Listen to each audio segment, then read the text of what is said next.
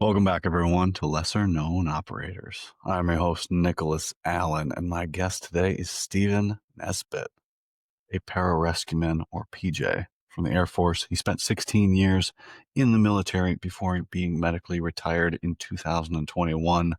He is now the founder and CEO of Shields and Stripes. Shields and Stripes is restoring the lives of military veterans and first responders with the Shields and Stripes program, a nationwide nonprofit. I'll have links to his and their socials in the show description.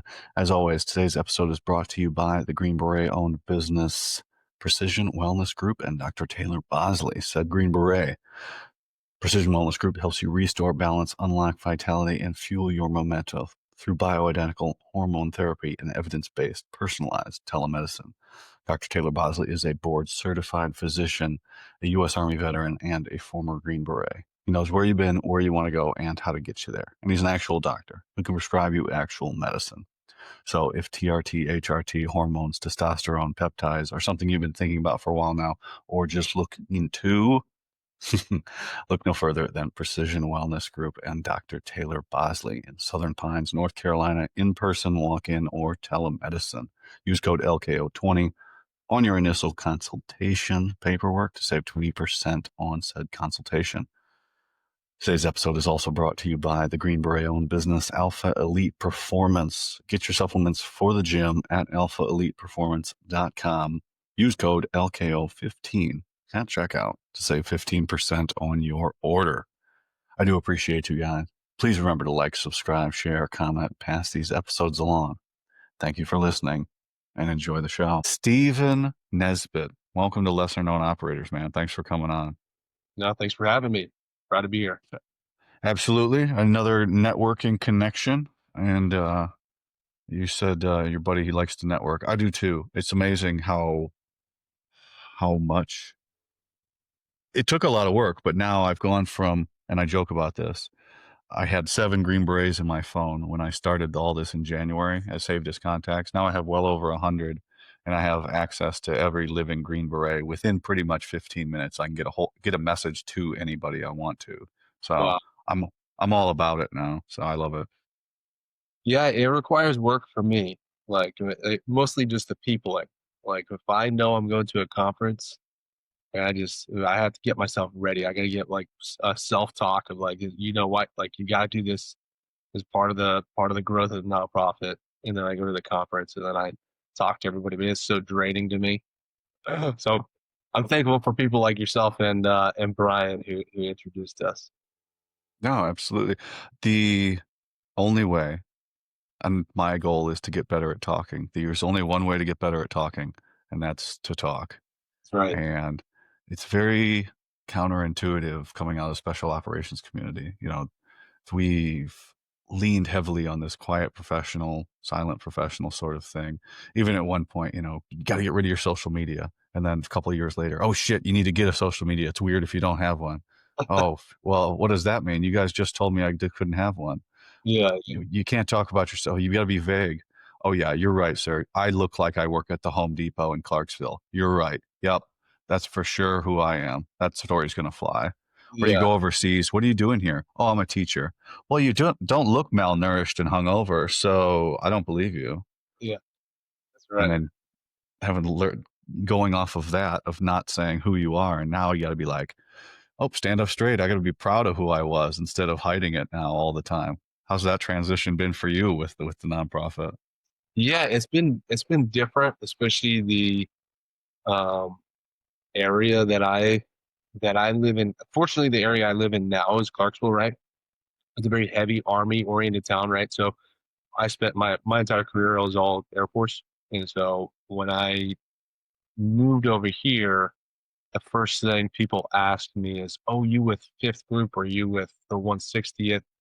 And I go, no, no, no, I was in the Air Force. And then they go, oh, thanks for your service. And then I don't have to answer questions. I don't have to.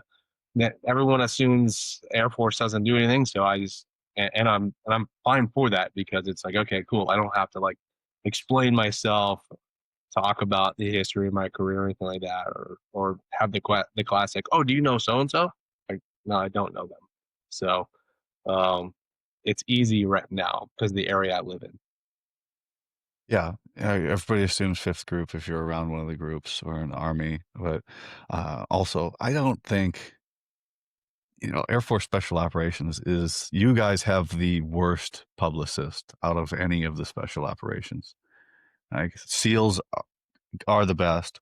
Green Berets, we're the biggest, so we have a lot of surface area that we cover.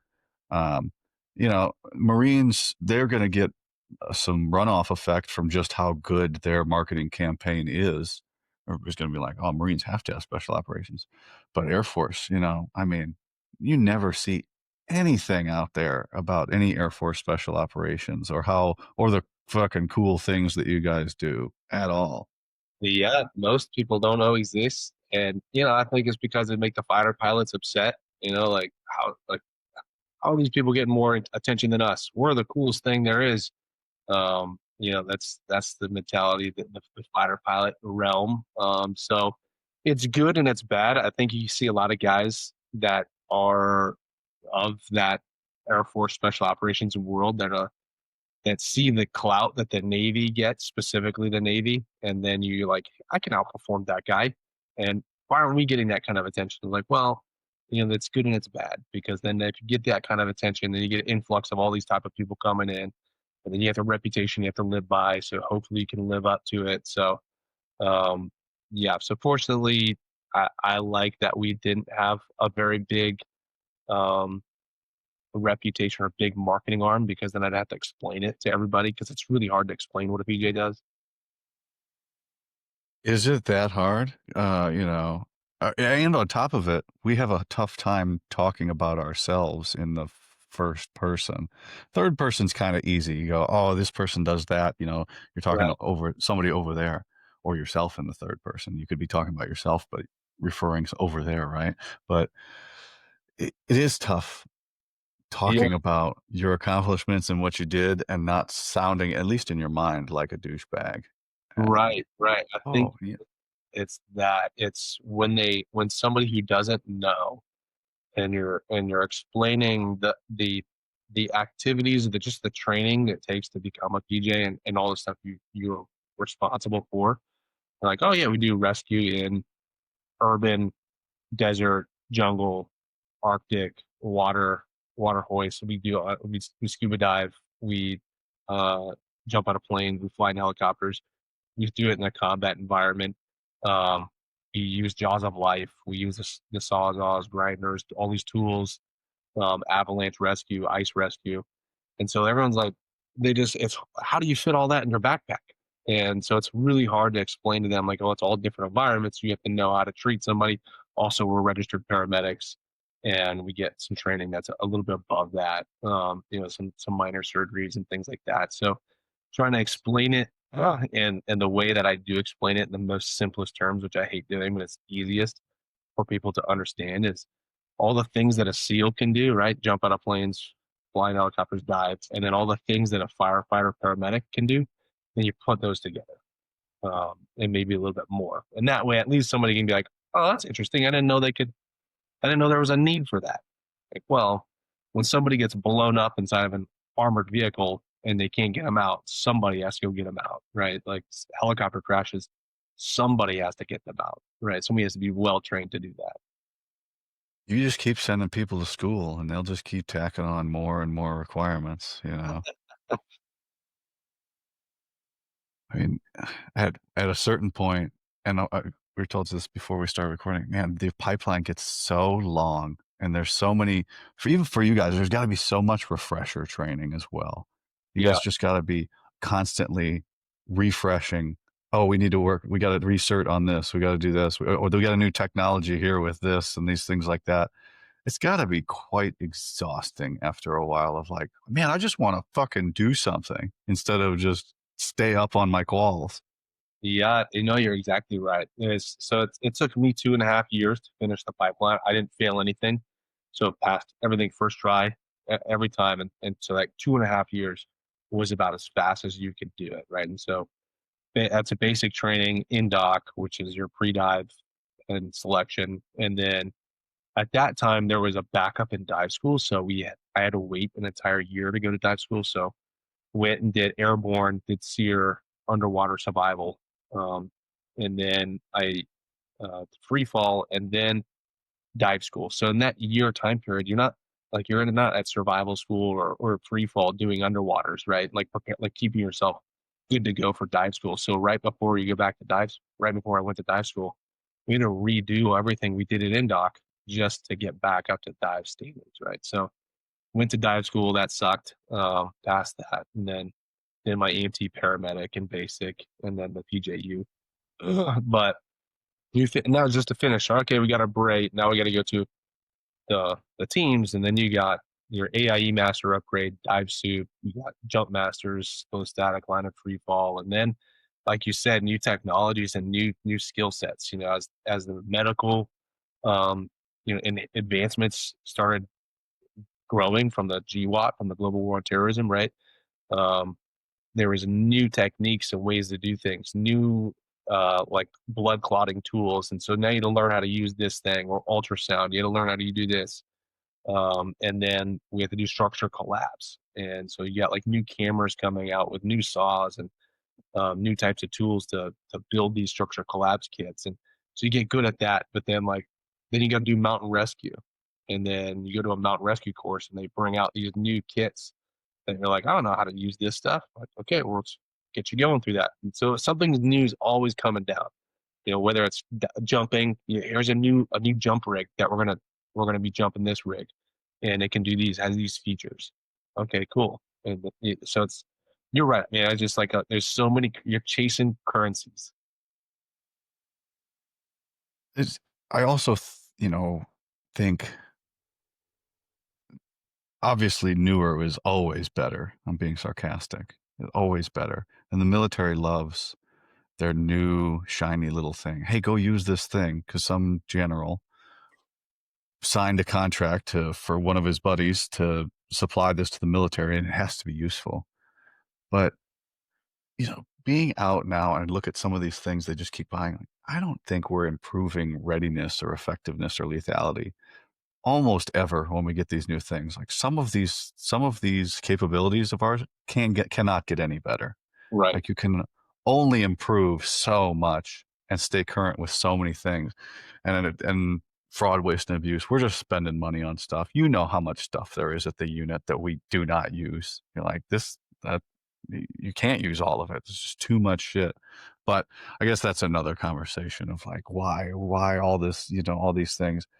Some yeah, stuff doesn't change. When I see something like the clotting things for the medical, oh, that's pretty cool. I'll bet yeah, bet it causes cancer. We'll find out in 30 years. But yeah, that's pretty cool now.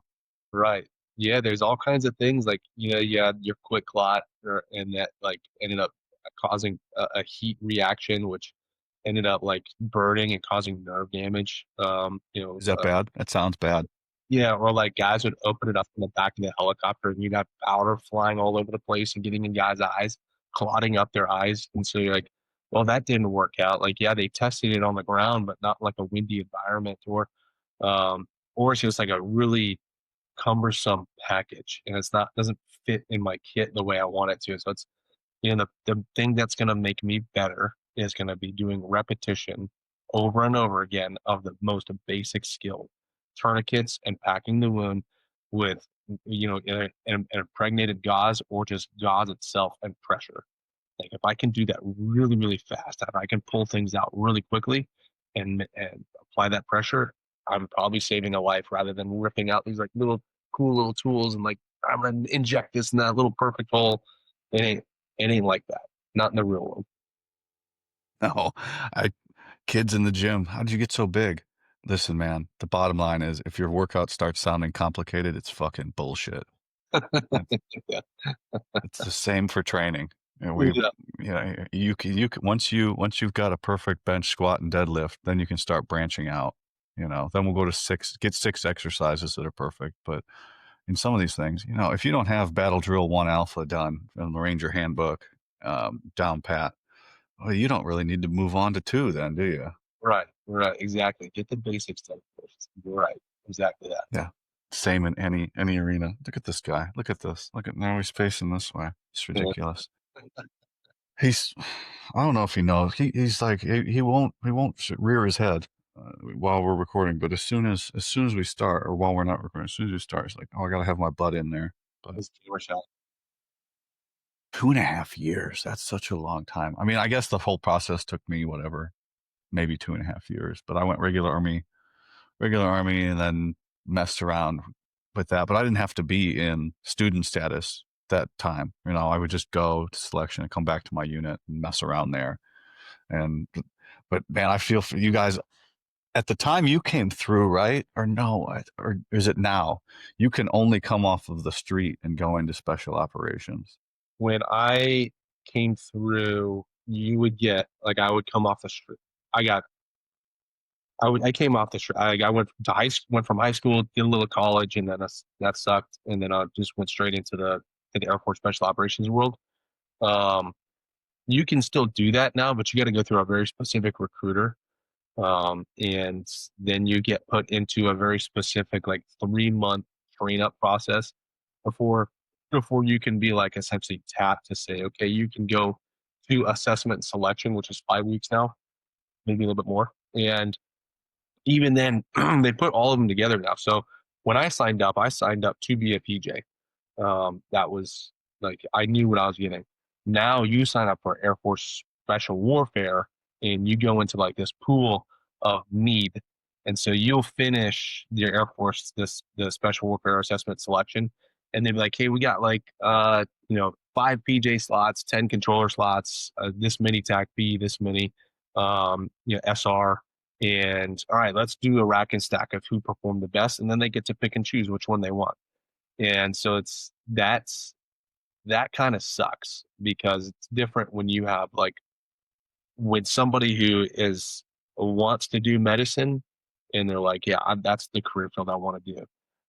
And maybe somebody will correct me and say I'm wrong, but this is what I'm pretty sure is how it's done. Somebody can call me out and say Steve's completely wrong. That's fine. But they get selected for that particular career field, and then that's just it. That's just what they are, which is not ideal when you're trying to get somebody that really wants to do something like this. Like medicine's not something that everybody wants to do. It is not. It is not. Yeah, the you guys have a whole completely different thing than we do. You said there's four basic ones, right? PJ, CCT, TACP, and SR. Yeah. Or is there more? Special reconnaissance, yeah, and then you've got SEER, so your survival, evasion, resistance, and escape folks. I think they still have their own I pathway, think so. but yeah, those four that I described are the ones that really come in together to make up your Air Force Special Warfare units. Okay.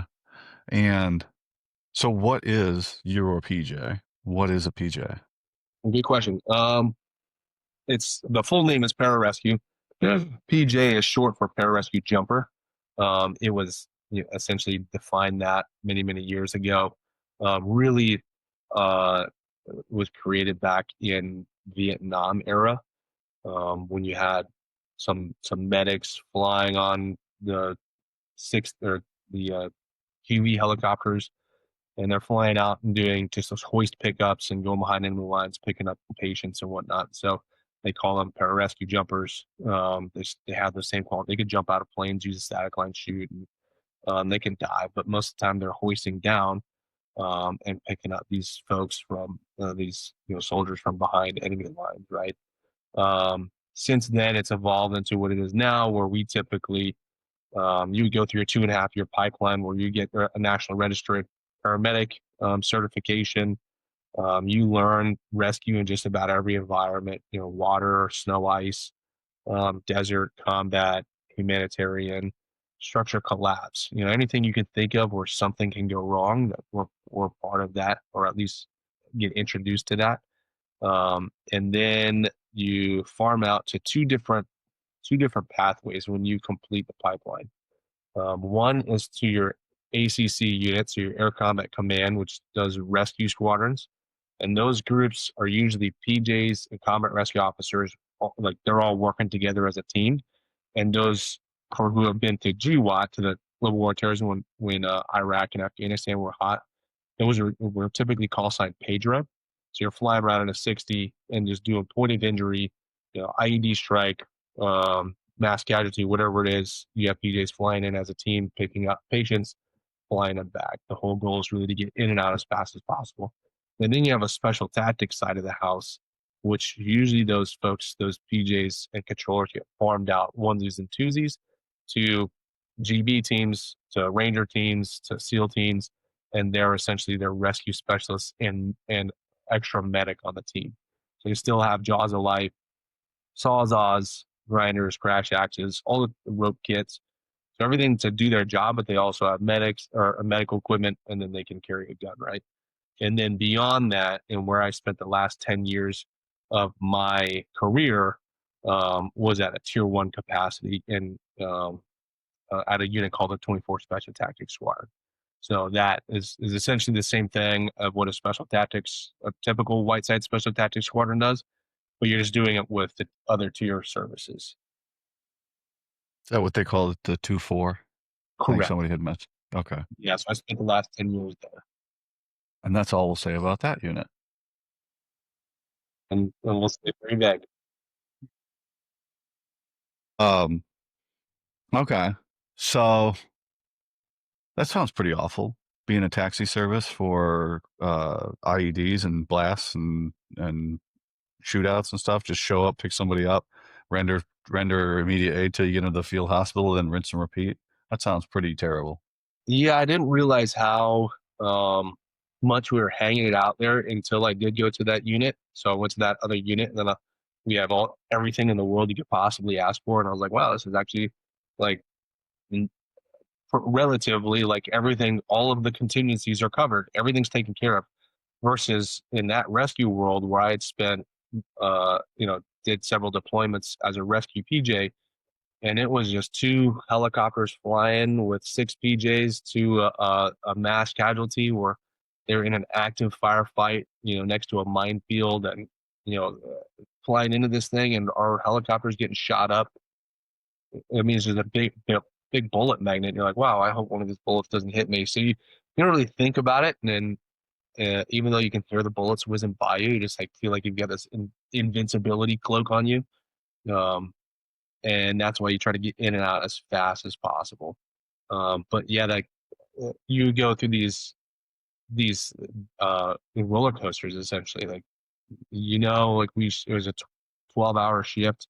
You show up at 1 in the morning or something like that, and you do kind of a shift handover, and then usually the fighting doesn't start until sunrise, right? So most of us know that as stand two, right? So you have that morning time to kind of do some training and hang out. And then once sunrise hits, we knew that all right, calls are about to come in. And it could be anything from like a scorpion sting or like somebody falling off of a HESCO barrier to a 9 or 10 person mass casualty. Then and you just never knew. So you'd have a radio, get a radio call, it's a certain call to go to the operations center, get information, and you have less than 8 minutes to get onto the helicopter and flying to wherever you need to go, and really solving problems route there. So a lot of highs and lows. So adrenaline rush, adrenaline dump, adrenaline rush, adrenaline dump.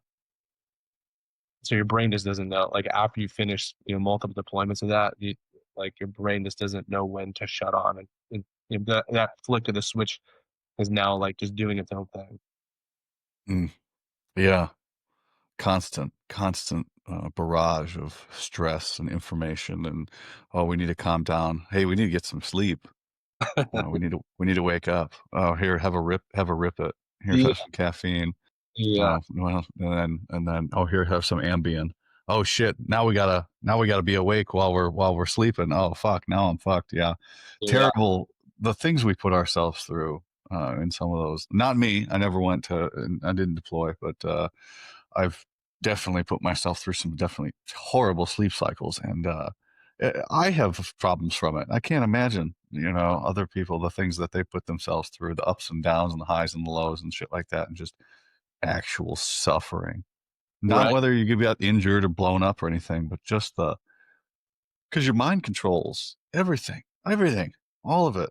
And you fuck that up, you're gonna feel like shit. It doesn't matter how strong or fit you are, or you know how much you can lift or how fast you can run. Man, you fuck up your brain, you are fucked. And we cannot accept that, can we? We just cannot accept that because I've said this on the show a few times here, and we're trying to work the thought out. All of this stuff that's wrong with us in here, most of it you can't see on a scan. So the only time that it becomes real is when we speak it into existence. And if we don't say anything, then it doesn't exist, does it? Yeah, exactly. And then it's just you think it's like a normal, like for my experience of the end of my career was definitely a lot of the stress, a lot of the things that I experienced over my career piling up into one particular incident that was just like, all right, time to shut down. Like everything that I thought was normal, irritability. Apparently, that's nightmares that I didn't really classify as. It was just a recurring dream that was just a little violent. And then sleep apnea. These I couldn't remember people I've known for a decade, right? So all those things, I just like as normal. This is just regular stuff. This is just like part of me being me, um, part of the job. And then after speaking to a psychologist, she's like, "No, that's not really normal. There's some things going on in there that we need to figure out." All right, like I guess let's crawl around in there, see what's happening. But yeah, that meme. What is it? Hey, what's your level of pain today? Oh, the normal amount. Oh, the normal amount's 0. Oh shit. Hmm. Just kind of Precisely. back myself into a corner here with this one. And what do you want me to say, Doc? How do I get myself out of this appointment the fastest? Yeah. We do that though. We got a high threshold for bullshit until, as you said, and I've got my water glass analogy, right? You know, a glass. Some people have a very big capacity for trauma. Some people don't, and that's okay. Everybody's different, right? I can lift weights. There's people who lift more than me. There's people who lift less than me. Who fucking cares, right? As long as you're working hard, doesn't matter. Same thing. You'll hear. I watch a lot of murder documentaries and crime documentaries, right? And the detectives or the investigators, they'll always say, "Yeah, that was it. That was the case that did it for me. I couldn't. I retired after that. I couldn't handle anymore." And that's it. That's their glass filling up. But the fucking shitty part about it is once the glass fills up and goes over the edge, the glass disappears and it all fucking runs out on the table. And Precisely. then there's no picking that shit up.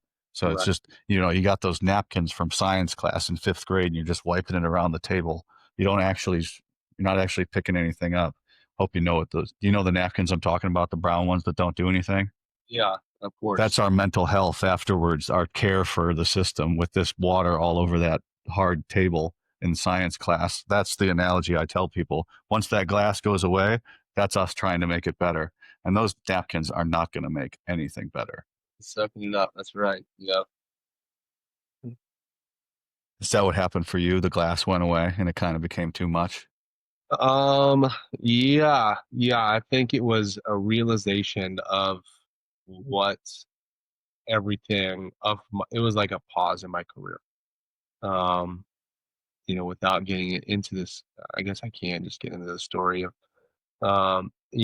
at this moment, this is I had been in for 14 years or so, and I had 9 deployments at that time, and um, this I was at this unit, right? A group of and the team leader of a group of guys. So we had 3 PJs, 3 controllers, and we're in between cycles, so switching some teams, and so we have some time to do some of our own training. And part of the training that I wanted to do was to set up some mountain rescue stuff, get a little refresher, and more of a morale trip than anything.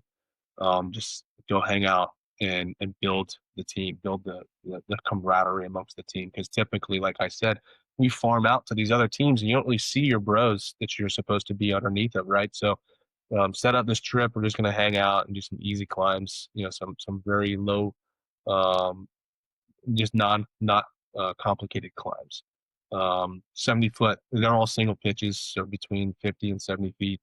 and this was out in Boise, Idaho. Set up that trip, and on the second day we had finished. We're pretty much done for the day, and we have one last climb. And one of our guys had started climbing a route, and he was leading it up. So um, what that means is he's climbing and there's a guy attached, he's got a rope attached to him, and as he's going he's placing pro as he goes and puts the rope in there, so if he falls, the cam or the nut that's in the crack is gonna, that friction is gonna keep him in place, assuming the guy at the bottom that's belaying him is doing his job right. So he gets all the way to the top and sets up an anchor up there, and they start top roping everybody. So now it's that rope is through chains, and so everybody's starting to climb up. And so everybody there, I think there was there's 5 of us out there, and adjacent to that is another set of chains.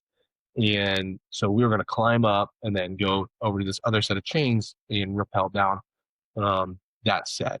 And those set of chains that were adjacent to it was probably about 12 inches or maybe more below the edge.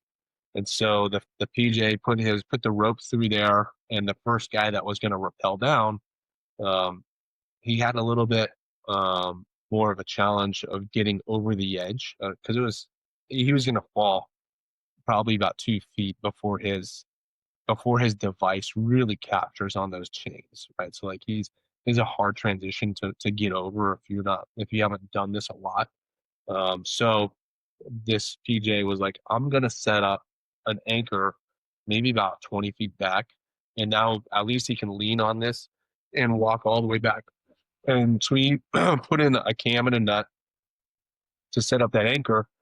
And you know, I wish, obviously, I wish we kept it in the chains. I talked to him. We had a discussion about keeping in the chains, and just talking about techniques of getting over the edge. But he did what he was trained to do and set up a good anchor. And the first guy leans back and he rappels down. It's about 60 to 70 feet or so. And he's rappelling down. At the same time, I'm climbing. I'm the last one going up. So I'm the team leader of this group. Get up to the top, and I asked, like, hey, have you looked at his anchor over there? He's like, no, I haven't looked at it, but first guy got down. He's good to go.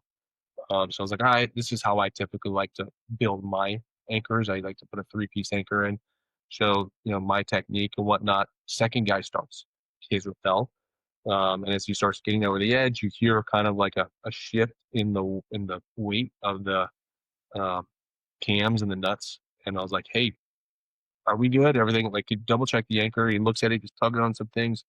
He's like, nah, man, it looks like it just set deeper as he leaned into it. So now it ain't going anywhere. And so this guy gets about halfway down, so maybe about 30 feet or 40 feet down, and then the anchor breaks. So one side of the rock essentially explodes. It sounds like a shotgun blast. So that thing blows, and because of the type of anchor he used, it's called a quad anchor.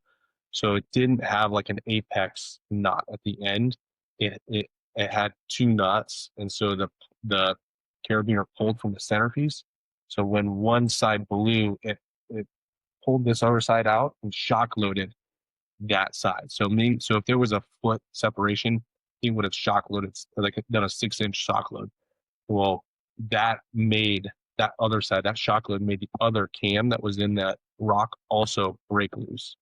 And so he fell the full 20 feet when that thing came loose. The guy who placed the anchor did what he was trained to do, and he tied himself into that same piece that the rope was tied into. So he was closed into the system. And so the weight of the guy falling pulled him off of the very top. And so as the rope went by me, we were about 10 feet or so from him. You could see the rope going by, and you can see him pulling back. And I'll never forget him like saying, "Whoa, whoa, whoa, whoa," and then "Oh shoot," and then getting launched over the edge.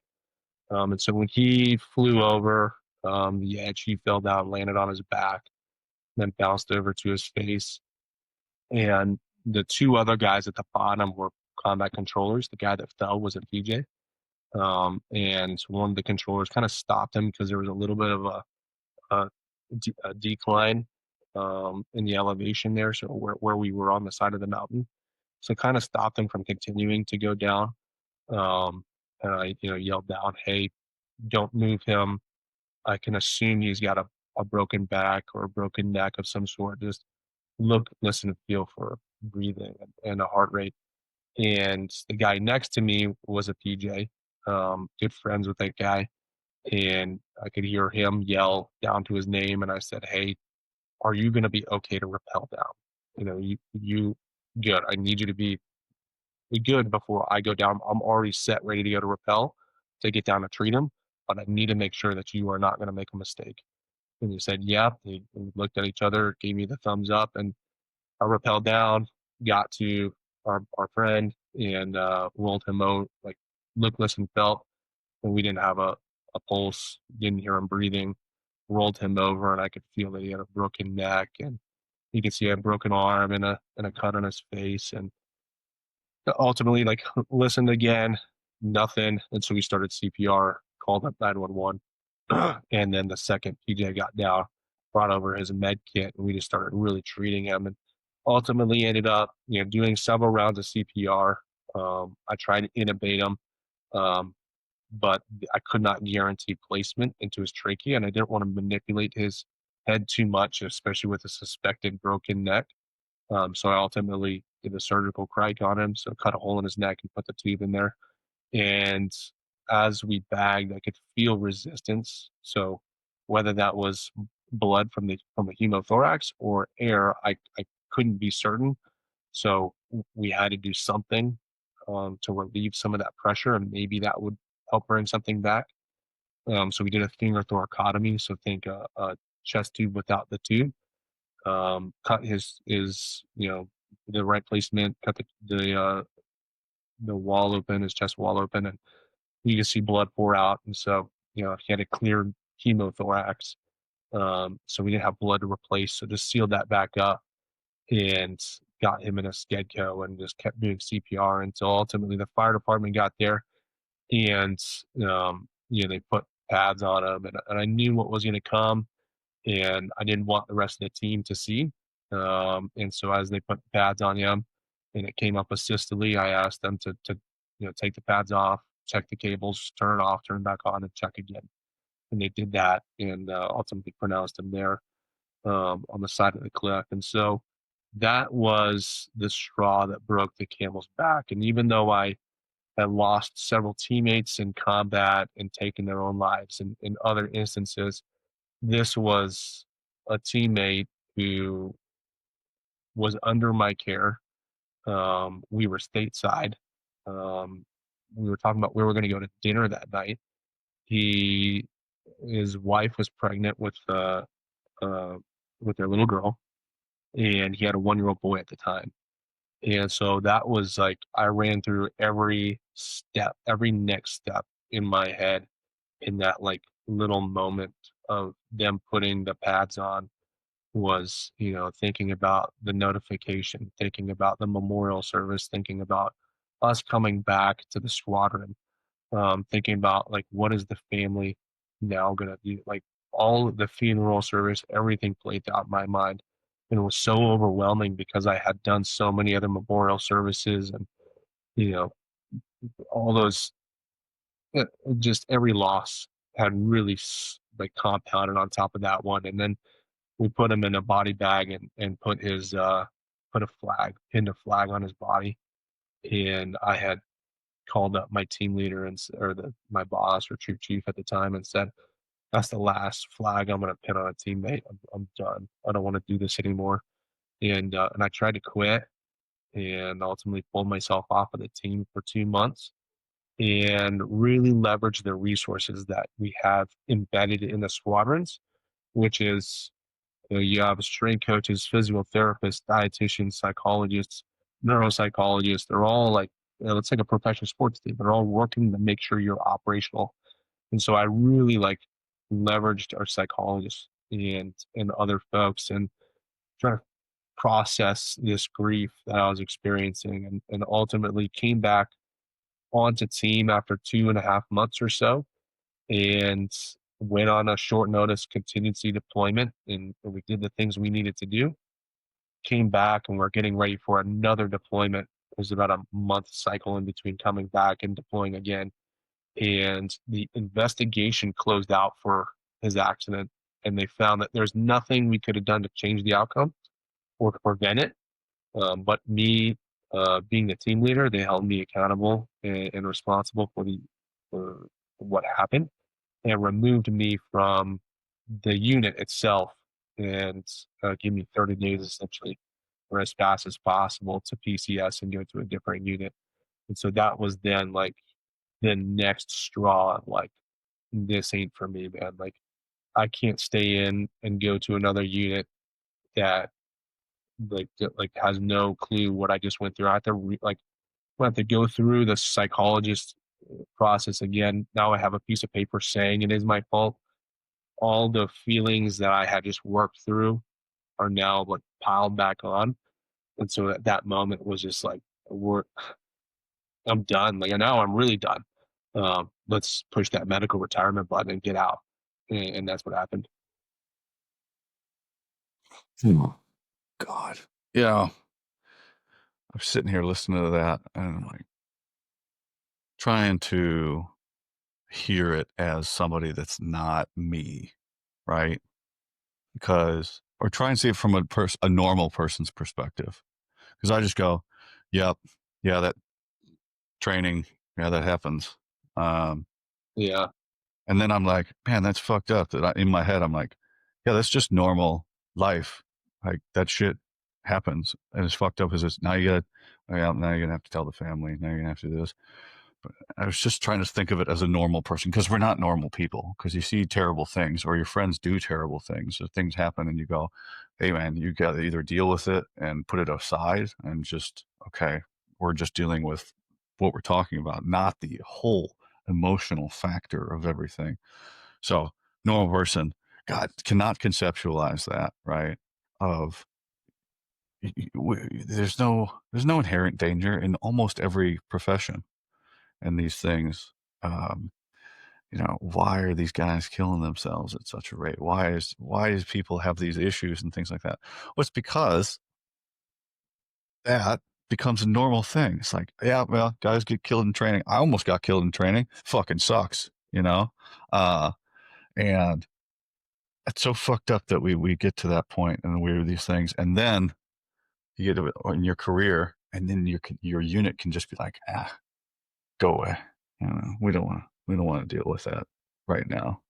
And not to the same degree as you. What you got's much worse. But I had my unit tell me, oh, we don't need you here on this trip. You can go back. Lied to me, sent me back to my unit. And when I got to my unit, because I was on loan, they said, we didn't ask for you back.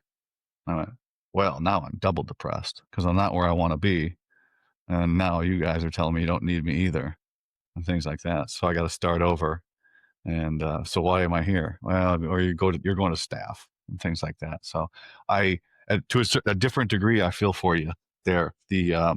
The loss of your family. Well, you lost a family member, and then you lost your family, and that's tough to reconcile when you don't know exactly how that feels because you've been spent all this time. Because the military, I've said, doesn't care about you. The people that you work with do care about you, Right. but the people have to fill those positions of these uh, non-entities. They're not people. The military is not a person. A rank is not a person. A person is, but you have to fulfill that position at one time, and that's very difficult to reconcile with or to even feel anything when this unit doesn't give a fuck about me. Yeah. Yeah. It's exactly like, the buzz term, people over hardware, people over hardware. Okay. That's Uh, that's only in garrison when we're at the FRG meeting. Like when it all has to be swept aside when we have to go meet the commander's intent, then it's the commander's intent over the people and the hardware. Fuck the people and the hardware. You got to get this shit done, which yeah. is fine. Which is fine. That's what we're supposed to do. Sometimes there got to be a hammer. Sometimes you're the nail, but that's the job sometimes. But people, all these buzz phrases of caring about that all gets swept aside. All gets swept aside when you need to go accomplish the mission. which I understand. But when people are like, people over hardware, or my favorite that I've been looking into lately is soft can't be mass produced. The fuck it can't. Yes, it can.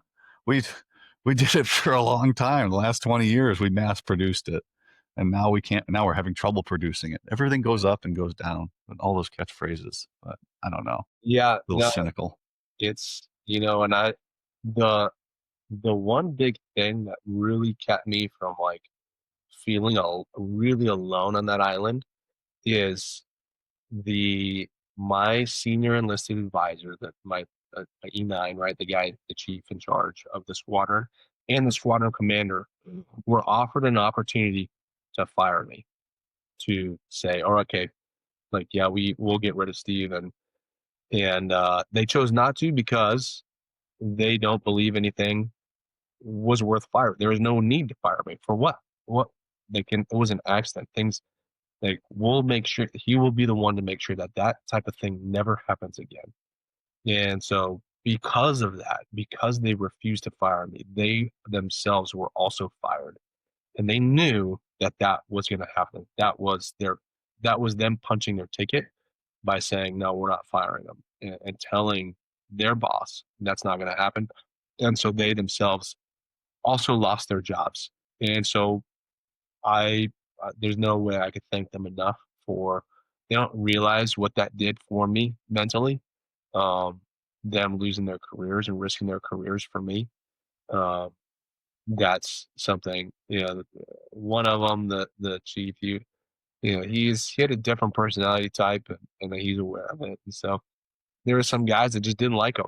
And anytime I hear somebody say like, "Oh man, not a big fan of that guy," I'm like, yeah, well, I wasn't either until the dude literally fell on his sword for me and literally did the one thing that you want a leader to do. So, like, you can never say a bad word about that fella, that dude, in front of me ever again, because I don't know too many, if any, leaders that would do that for a dude that they don't really fully know. That's just one of their guys, and it's the right thing to do. I personally, from big part of it's from this show and gaining perspective. I don't take people's stories of them being great or bad in the past into any account, into how they are, as long how they are now, right? Because I did some fucked up shit when I was a kid. I did some great stuff when I was younger. Everything I've done up to this point was when I was younger, right? Everything. There are people that tell you I was a fucking dickhead. I'll tell you I was a dickhead too, and drank too much and had a problem. And then there's people that tell you I'm the nicest person in the world. But uh, there's everybody out there. That same person you said, guys will say bad stuff about him. Guys will say good stuff about him. That don't matter, right? It to me, how are we now, right? What are we doing moving forward and things like that? Because man, there's somebody for every one person that says something bad about you, somebody's going to say something good about you and things like that. So I got to take both with okay, yeah, if I'm not going to hold the being bad against them, I'm not going to hold the good against them either. I'm just going to be with the now and things like that. And because almost every, at least Green Beret that I know, was this close to losing their tab at any point in their career. Sure. And I'm not going to hold that against them at Right. all, yeah, we do some great shit, but that's expected of us. You better be doing great shit. You better be doing that stuff too. Yeah. I'm not gonna put them up on a mountain and things like that. But I'm not gonna hold this one or two bad decisions against them either. Just be Yeah. like, hey Uh, man, how are we doing now? We're doing good. Fuck yeah, let's keep it up. yeah. Um, I see. Not to discount any of that, but that's the show of like, man, people are gonna talk bad about you in your past. They're gonna talk good about you in your past. Like fuck them. Like just be good going forward now, and that's great. I like to hear that stuff too. Um, but I'd like to point out both of those things. Like, yeah, it doesn't matter. It doesn't matter. Just how you're treating people now. You can make the decision. There's only one type of person, in the world. Everybody will say there's two types of people. There's winners and there's losers, or there's this and there's that. That ain't fucking true. There's only one of me, and the one of me has a choice. I can go this way and be a dickhead, or I can go this way and be helpful and positive to society. It's all a choice. Just like the Matrix, right? Problem's choice. When Neo's meeting with the architect there, and he's like, choice. The problem's choice. Left door, right door. Asshole, not asshole. Yeah, that's Things great. like that. Great analogy. And when you tell that story, I go, God, they got fired. And then I think back to Sergeant Major's quest when I had first group Sergeant Major. He goes, yeah, there's always more to the story when you hear stuff like that. And there was probably they were probably told to fire you Yeah, or something like that, and they disobeyed, or there was some disrespect or something, and things like that. So it wasn't just a suggestion. You there was. can't just you can't just fire a command team for a suggestion. There has to be something egregious to get rid of them. So there's probably a lot deeper to the story, more sides that you didn't hear too. No, there is. There's an individual that said he will get fired, and anybody who doesn't fire him is also going to get fired, and There we that go. Okay. came from a general level and higher order, which which that individual ended up meeting his fate as well. Um, so he got what was coming to him. But that's a decision when you get to 20, and that's a decision that's a lot easier to make when you're at retirement, when you can go, listen up, man. I put my time in. I ain't fucking doing that. You're at 19. I don't know if you can make that decision, you know? So that's a good position to be in. If like, I ain't doing that, sir. That ain't happening. Right. Do whatever you got to do. Cause I'm going to get out and I'm going to get a higher paying job with the contractor, probably being your boss. So watch out.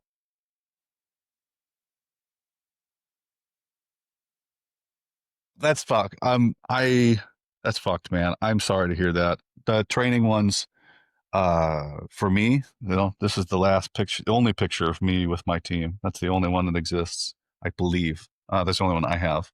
And, I don't remember that picture being taken, but, I got hurt in training on the ocean, and, I didn't die.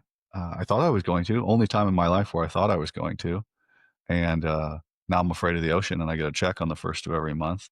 So yeah, that shit happens. More people get hurt in training than anything else, and stupid shit and accidents and things like that, and Yeah. it really fucking blows. But that's part of the game. Is a certain number of people, if you're training correctly, and even if you're doing everything right, right? We had some injuries, not me, but 18 Charlies, so the demolition, explosives and demolitions portion of the course. There was some stuff that went wrong that I've talked to some people offline that they can't explain. Like, we did everything right and we still don't know what went wrong. Right. And it's like, that shit happens too. Yeah. And that's just a bad day. Right. And you can do everything right and still fucking lose. And that's important to remember. You can still lose if you do everything right.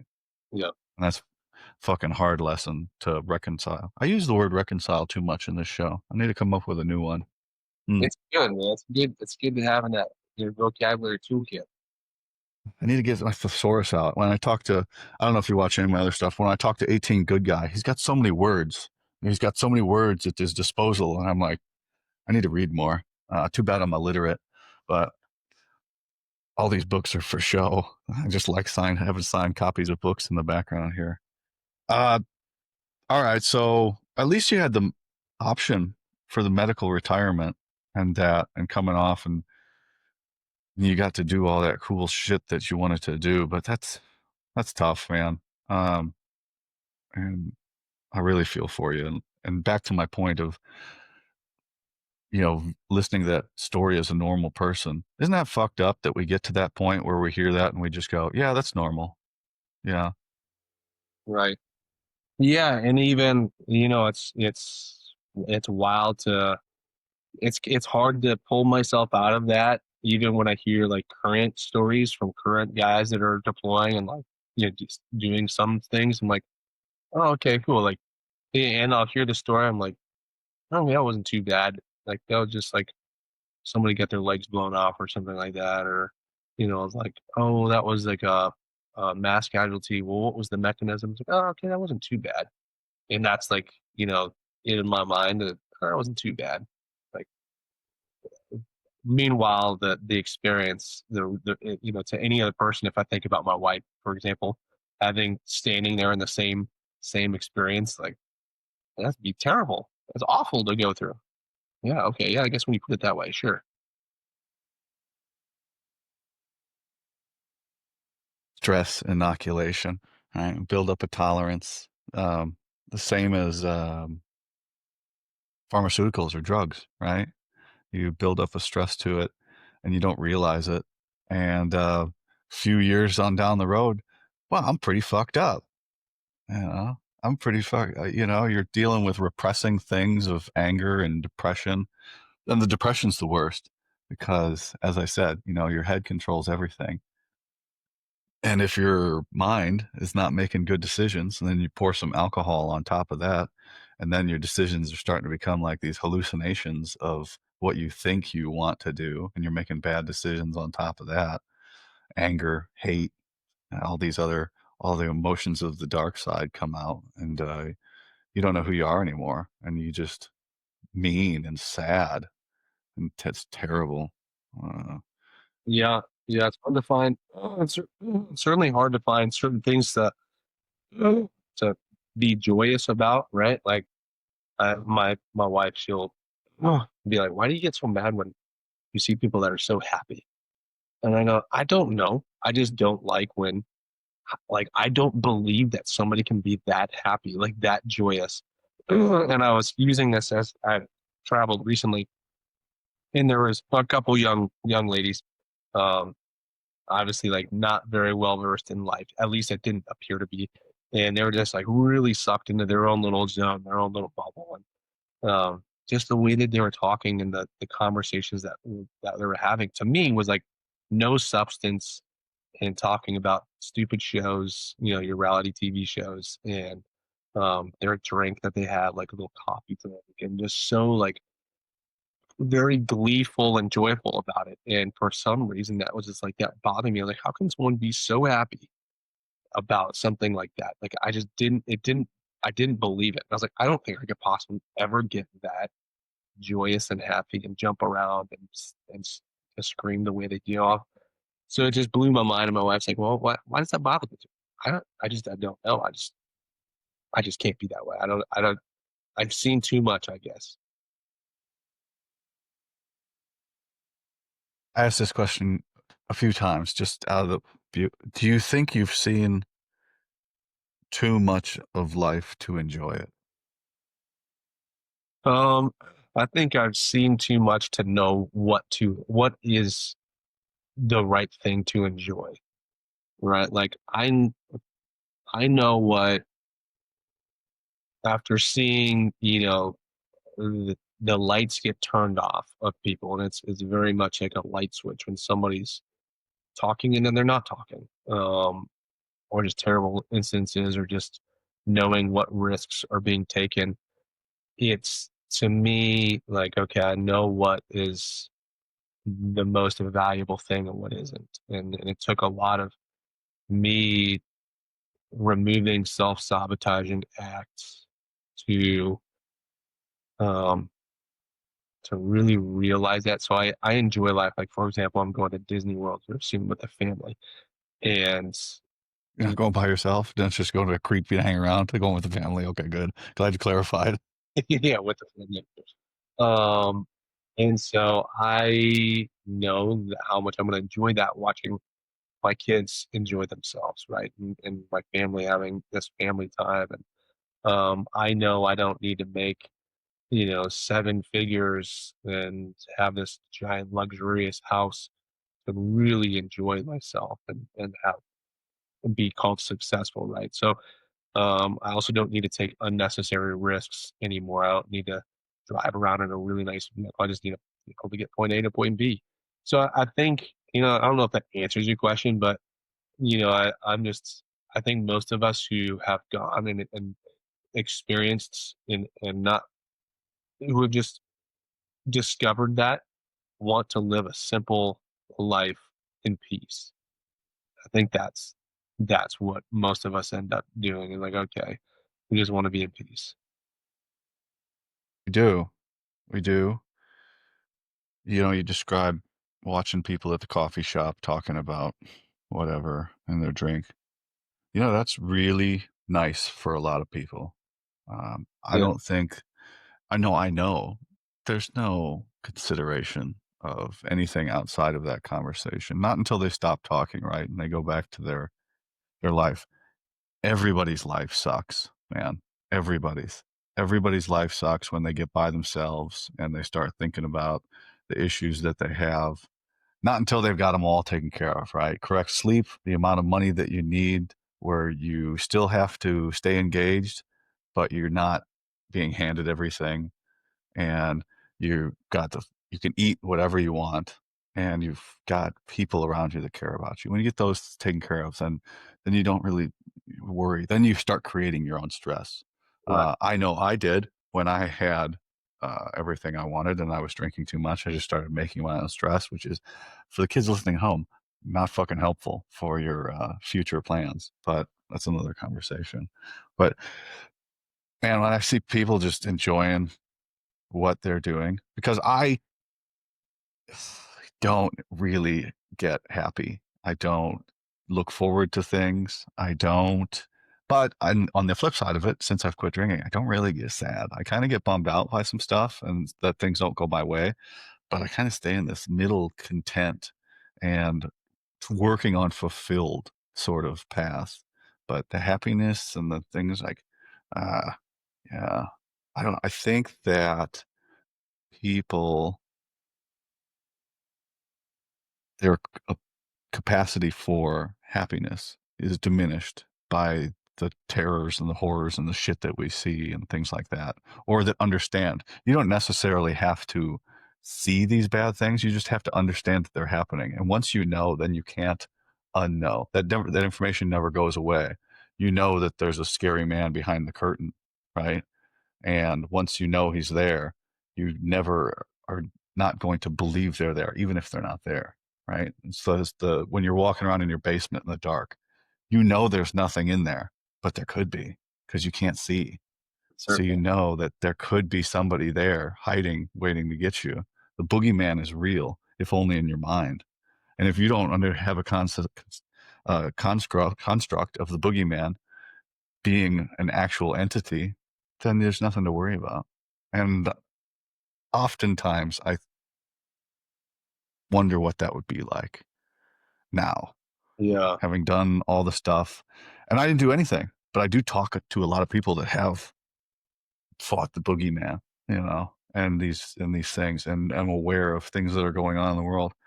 And I wonder what it'd be like to be aloof, maybe, and have a more rosy outlook. Because, man, remember in high school when you didn't have to worry about shit? Your life still sucked, but you didn't know anything, right? You just had the high school. You just had the walls of your school and the shit going on in there. You didn't know that the world was round and all the shit going on in there and all this stuff. And now you know that we're a rock floating in space around a sun that's 93 million miles away, traveling through the solar system at millions of miles an hour, flying through space, and you're just a little speck of nothingness on this grand landscape. So yeah, I try and be um, happy for the people that can enjoy that rather than um, like, I don't know, envious. I think about, because my big thing is comparison is not the thief of joy. Envy is, or inaction is, right. of seeing something somebody else has and going, I wish I had that. Well, fuck, do something about it. Like, people will be like, how'd you get so big? Oh, I fucking lifted more, man. I think, I just wanted to be big, so I started eating more and lifting more and following a strict unwritten regimen in my head. So, yeah, um, do you find yourself watching other people a lot and what they're doing and wishing you could have something of the old you back? Because we die a little bit every time something bad happens to us. yeah, yeah. I certainly do. I think I guess, and you hit the nail on the head. Like, yeah, it is. I guess it is a bit of like envious. Like, I wish I could be that um unaware of the time. I guess it's yeah, unaware is the only way I can describe it of the bad things that really happen. Like, we're just not constantly thinking about it. I think that's the problem. Like, I consider myself a black cloud of doom. And so I've always been waiting for this like terrible the terrible boogeyman as you described to strike what is closest and most dear to me, my kids, my family. So I'm always like super paranoid about the kids playing, in the front yard and a car hitting them or just or like even swimming at a friend's house that I can't be there and they drown. Like I'm waiting, I guess I'm always waiting for that bad to happen. And I would be, I guess there is a bit of envy that, like, man, I wish I could just not have to worry all of the time about stuff like that. How can we fix that? What could steps could you take to not be worrying about the impending doom that may never happen? Well, I do. I mean, I actively, I mean, I have a really good with the nonprofit, I really good, you know, partners and, therapists on the team that just listening to them and talking to them and whatnot. Like and I did have a really good therapist, at the unit. And so we've worked through quite a bit. That little, devil on the shoulder is always going to be there. Um, I have to remind myself, and the reality is that's not going to happen. So I don't need to be so consumed in it every moment, and I can calm myself down. Um, so I don't think it'll ever go away. Just much like my wife describes a paranoia about if something bad happens while we're at a restaurant or something like that. And I call it preparation. Like I never enter into an area where I'm not prepared for some. I haven't run through some sort of scenario in my head that so I know what my reaction, my actions are going to be after that. So I don't call it because it's not controlling my life. It's not preventing me from doing something else. I've just already run through it in my head. So I've got some pretty good tools to manage that fear essentially, especially with the kids. Um, yeah, I guess that's my best answer. No, that's good. At least it's best to be aware of these things, and so you can keep them in check. Uh, People message me when they see my bar here, right? And it's like, "Aren't you sober?" I was like, "Yeah, 18 months, man. Fucking doing great."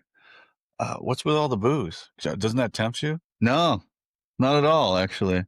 I just like looking at it, you know? Yeah, I'm aware of the problem. I can that part, I'm aware of the other Nick who drinks is there, but I don't he ain't coming back, you know?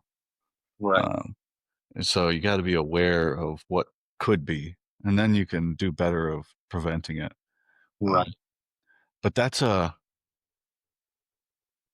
it's a painful lesson to be fully aware of what could be and what can happen in its entirety, the entire situation unfolding, like a chain reaction of if you go crack open one of those bottles, what happens to your life after that? And then for you, something happens when I'm out. Everything, all the decisions and all the things and everything you've trained for in your whole life, how that plays out, and a constant reminder of all of the crazy shit that you go through and you had to do to get to that point. That's rough. Yeah, yeah, it's certainly. And now that I don't, willingly expose myself to danger, I'm waiting for it to come at any weird moment. Like I call myself a black cloud because even in places that you just wouldn't anticipate or expect, things just go wrong. Whether it's huge car accidents nearby me or in front of me, and people getting hit by cars, like terrible things happening. Even at I took the we took the family to Great Wolf Lodge, and just a simple place hanging out, and then walk around my kids. They're casting spells with their little wand, and then the elevator opens and some lady, like her daughter's screaming, "Help my mom!" and lady's laying there having a seizure on the ground. And it's like, dang it, like, can I just like not have to worry about having to treat somebody? I don't want to have to. I want to not have to worry about treating somebody anymore. I want to just relax.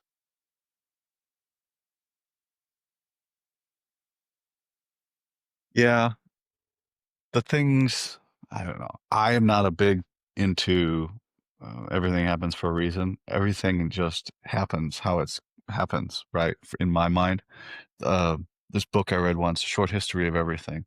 Um, there's one line in there that the guy comes into the office and he goes, "You'll never believe the license plate that I saw.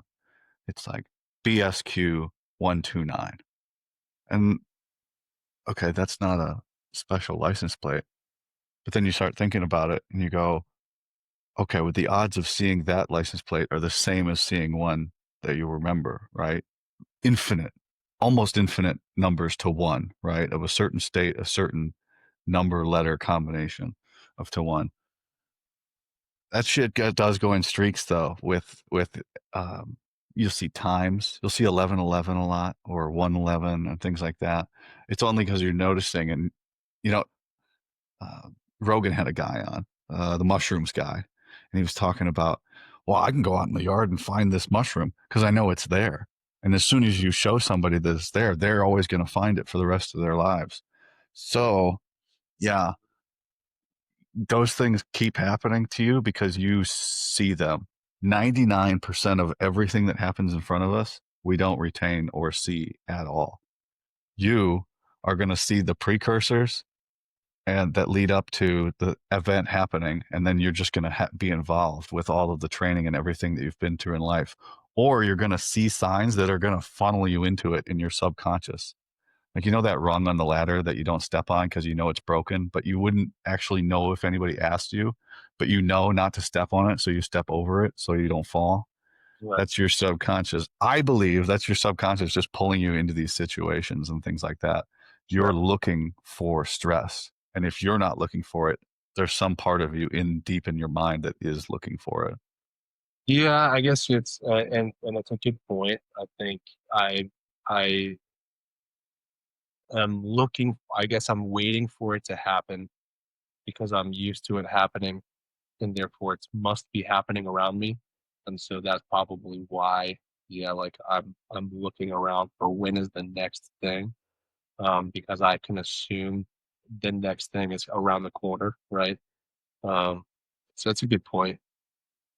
Yeah, if you ask a local police officer about crime in there's crime everywhere. Everything's a crime. Once you're a police officer, everything's a crime. Somebody blowing a stop sign, somebody parked illegally and things like that. But as soon as you see something, walk a really good carpenter through a shitty housing build and they'll point everything out. They'll be drawn, their eyes will just be drawn to it. And yeah, maybe. And I'm not trained in anything, so don't take anything with what I'm saying. Is this is just observables? Is I know I tried to find or create my own stress, and it's very exhausting too. I hear that. When when you don't have anything to worry about, and you don't like what you're doing, you're like, I'm gonna fuck my life up. How can I find a stressful situation where I can feel, get my heart rate going again? Right, Uh, right, luckily I'm in the gym and things and back in the gym and healthy and eating how I should be and sleeping again. right. But man, that searching for stress is not helpful. You be destructive pretty quick that way. Sure, sure, absolutely. No, that's good points. They're all great points. Why'd you get into the military in the first place? Was it just because you didn't like college and you're like, fuck it, I'll go be a stripper or what? Much. Yeah, I did high school, and then all my buddies were, like they all got scholarships. They're all really smart dudes. They all got scholarships to go, do engineering degrees and different universities. I didn't get a scholarship, and family didn't have a lot of money, so went to a community college. I like space stuff, so I went to do like a degree in astronomy.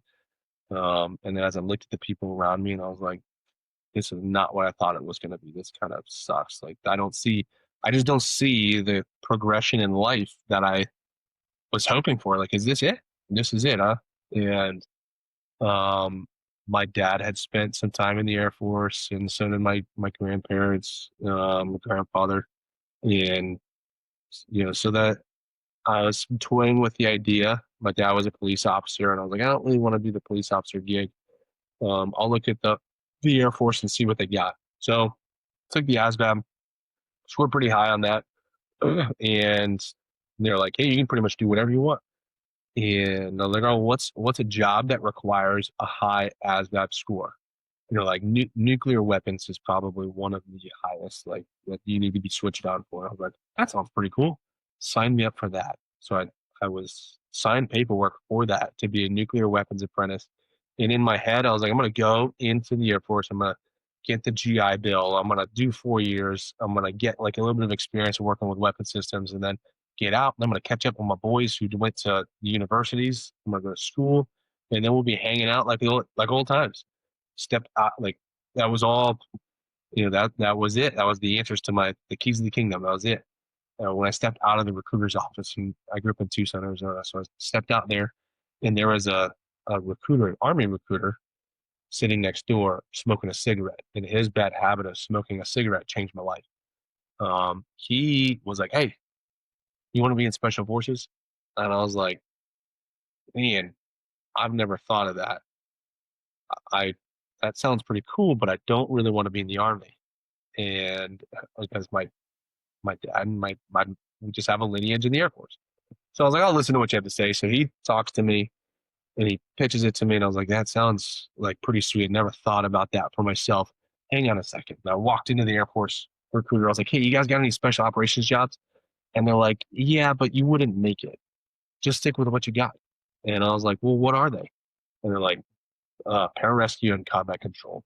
And I was like, well, what's the difference? And they gave me some discs, like these little CDs and like pamphlets, and I read about it. And really actually PJ was not my choice. I read it and I was like, I don't want anything to do with medicine. I didn't understand what combat control was, but I knew I didn't want to do medicine. That sounded like something just outside of my scope of interest. And so I was like, I'm gonna do combat control. Take my contract, tear that up. I'm training for combat control. And so I started training, and then I went to take the PASS test, the physical ability and stamina test. And they're like, all right, which one are you going to take? And I was like, well, what do you mean? Which one am I like? Which test? And I was like, what's the difference? And they're like, well, one has a swim at the beginning and one has a swim at the end. And I was like, I've been training with a swim at the beginning, so just do how I train, swim at the beginning. So I finished, and they're like, all right, you're going to be a PJ. And I was like, hold on a second.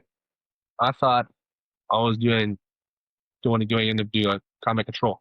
Like, man, when you get in there, you go to basic and then you get in doc, it's the same thing. You get to pick and choose where you go from there. And he lied to me.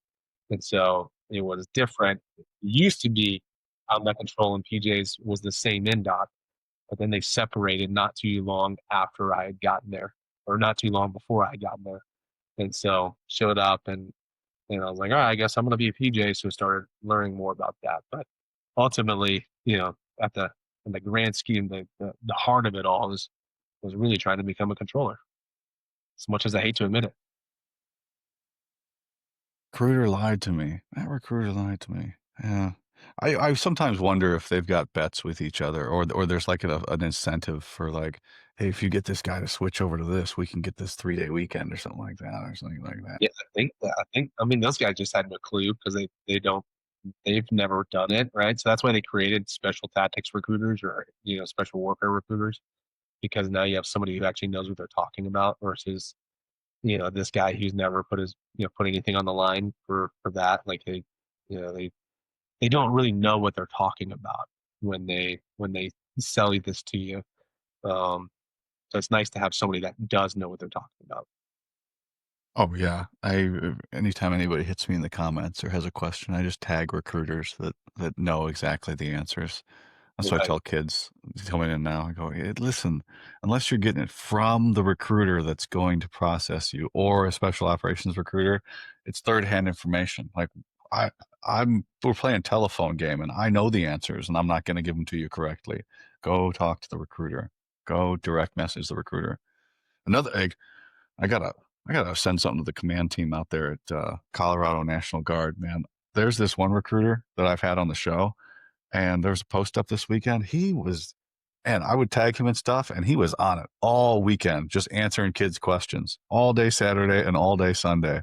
I was like, this dude is fucking killing it. You guys, I need to fucking make a piece of content for that guy. Like, he's doing great things for special forces out there in Colorado on his fucking weekend. So I need to do something for him this weekend or for this week. But Nice.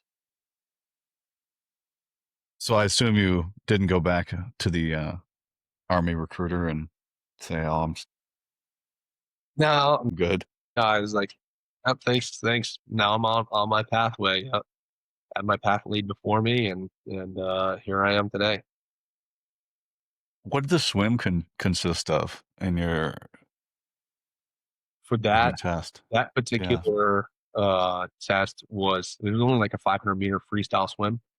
Uh, the past test was a 500-meter swim, a mile and a half run, pull ups, push ups, and sit ups, and so that was really it. You didn't have to score very high. It wasn't. It was just like, hey, do you meet these minimum qualifications to uh to start in doc, and then that was like the minimum date, like day one, test that you had to take when you show up to in doc. So, we had said earlier, the process was about 2.5 years. What points during that 2.5 years were you ever like, "What the fuck did I get myself into here?" Paramedic was one of those of like, hey, this is. I mean, it was like it's a 6 month or 7 month course that's really condensed down into a 3 month course, and it's done. When I went through, it was military, so it was like a bunch of PJs and civilian paramedic instructors and military paramedic instructors. So PJs, and so it was just a mix, and so you're still in student status, and so like you're learning like cardiology or pharmacology or something like that, and like you get to study for these tests, and your entire world is engrossed in like paramedicine, but you also have to like know how to jump still and fly and dive and whatnot. Like, so you have these little currencies that you have to maintain in there, and then also you're a student, so like the instructors still want to smoke you.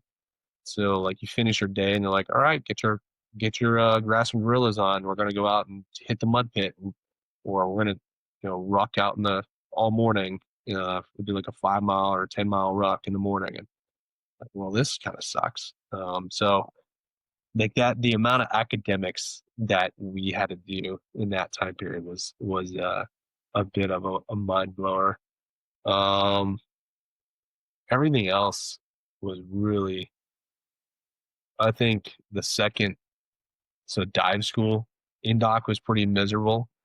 I prepared myself for it. So it's all like dive school prep. So you're doing underwater stuff, and it's a smoke session.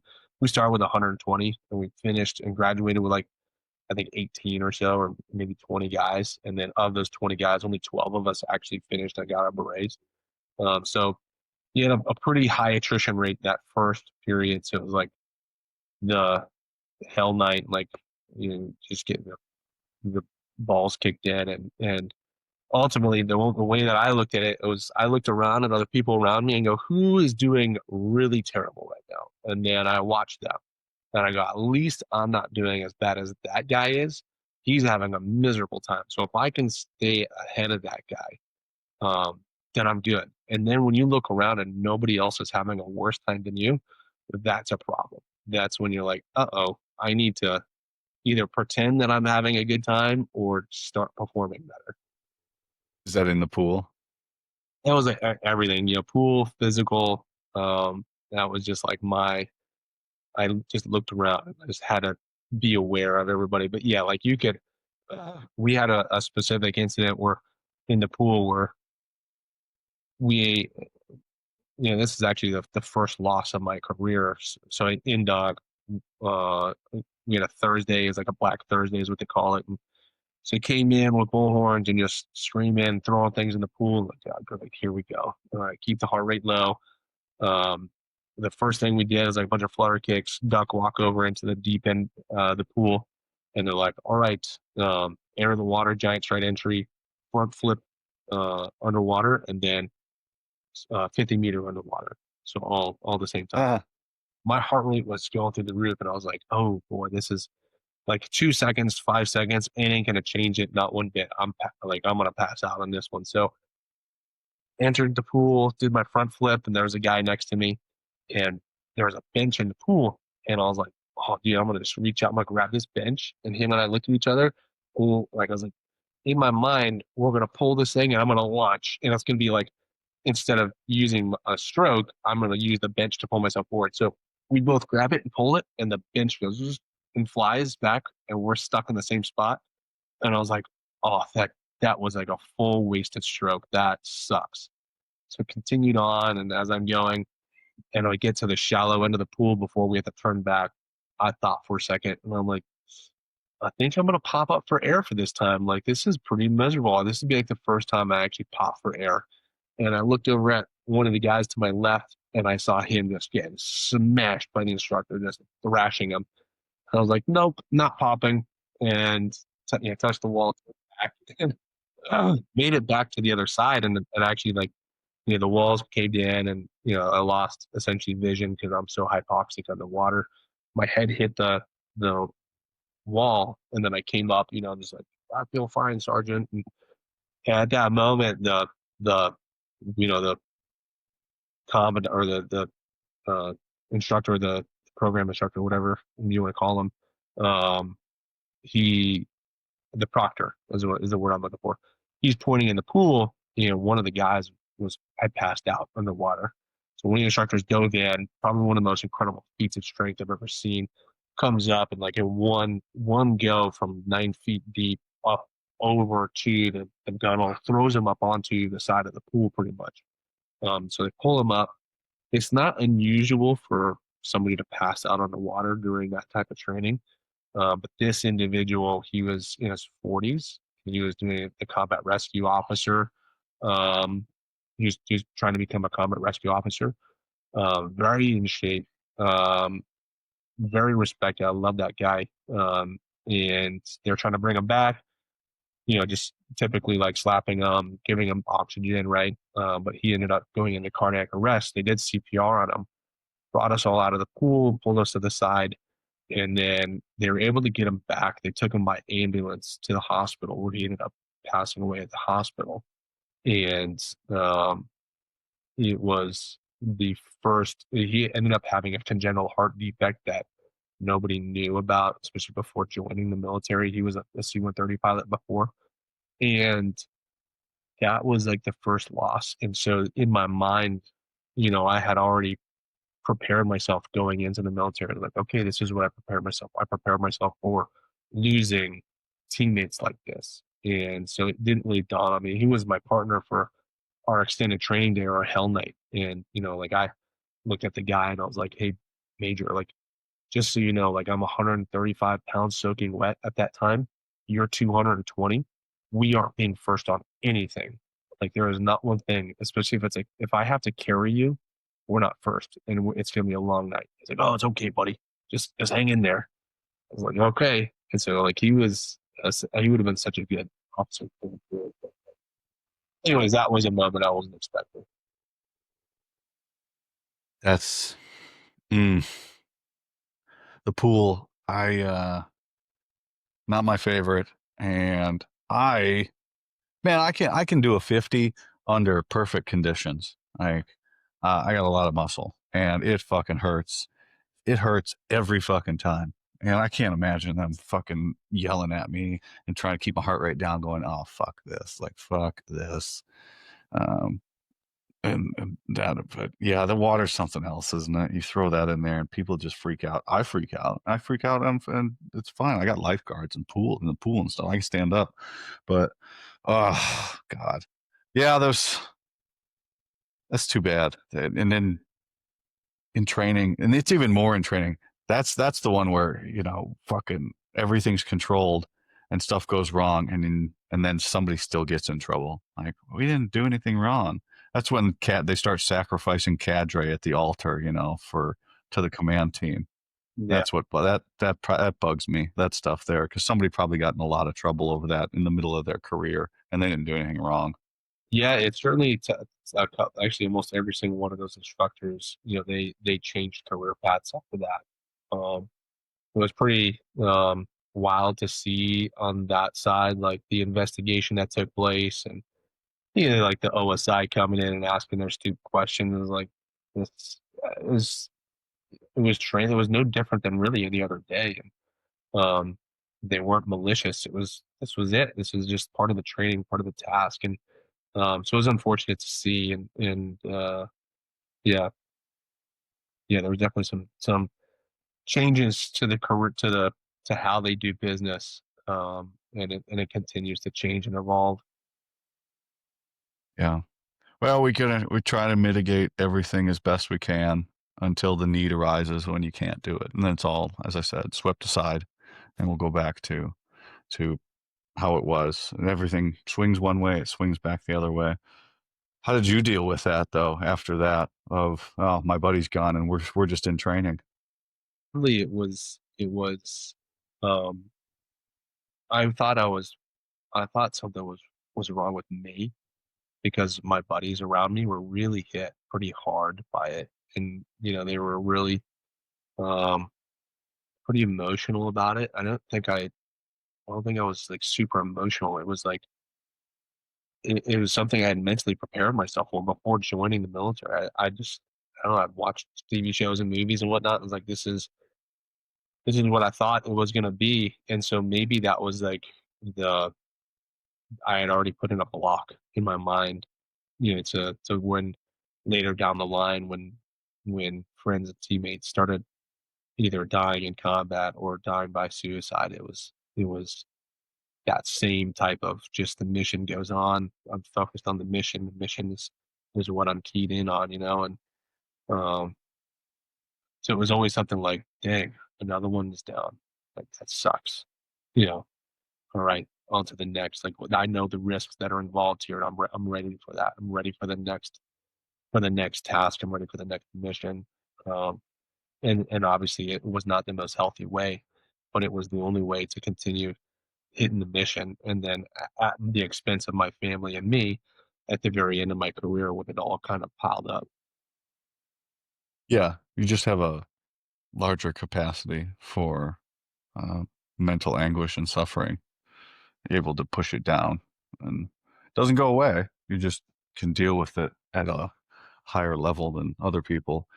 And as I said, it all becomes too much eventually. And some people, and they never fill that cup up, but it still bothers them. Everybody's going through something. Everybody is. Right. Um, some people show it, some people don't. I mean, there's when's usually, you spoke about guys committing suicide and stuff earlier. Man, how many times has it been the first time we've heard about somebody having an issue is at their funeral? Yeah, yeah. There's a lot of guys that like just you didn't expect any of that, or maybe you assumed that somebody else was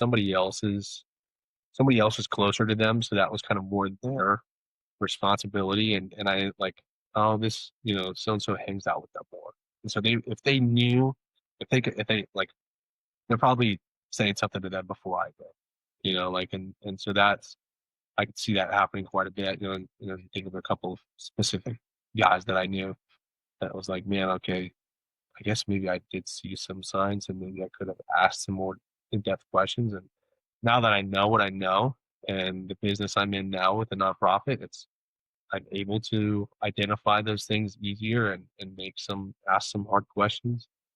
But yeah, back then, yeah, you're right. It's like I think the assumption is somebody else will say something before I do. Well, don't be too hard on yourself there though, because even my buddy went through a rough one this summer. He was assigned to daily check-ins on a dude, and they spoke every day. How you doing? What are you up to today? We got this going on. We got this going on.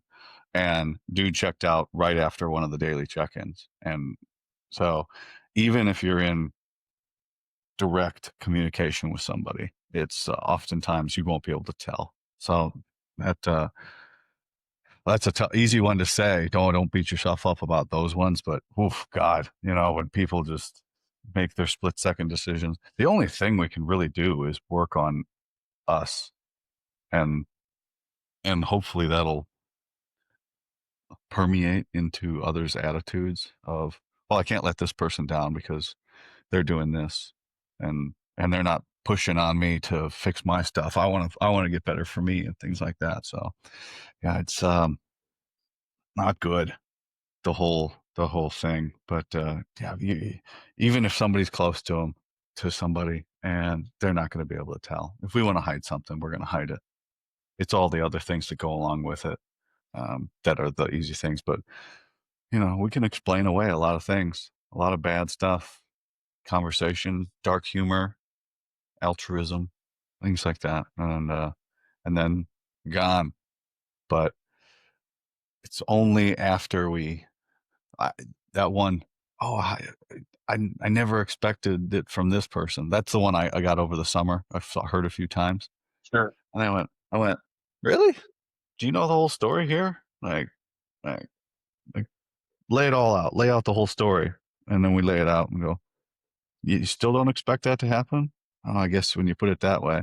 And I go, yeah, everybody's got this shit. Like everybody with that amount of time in service has got that story right there. Oh, so just think about your friends and be like, man, even if they say they're fine, they're fucking lying. They are lying.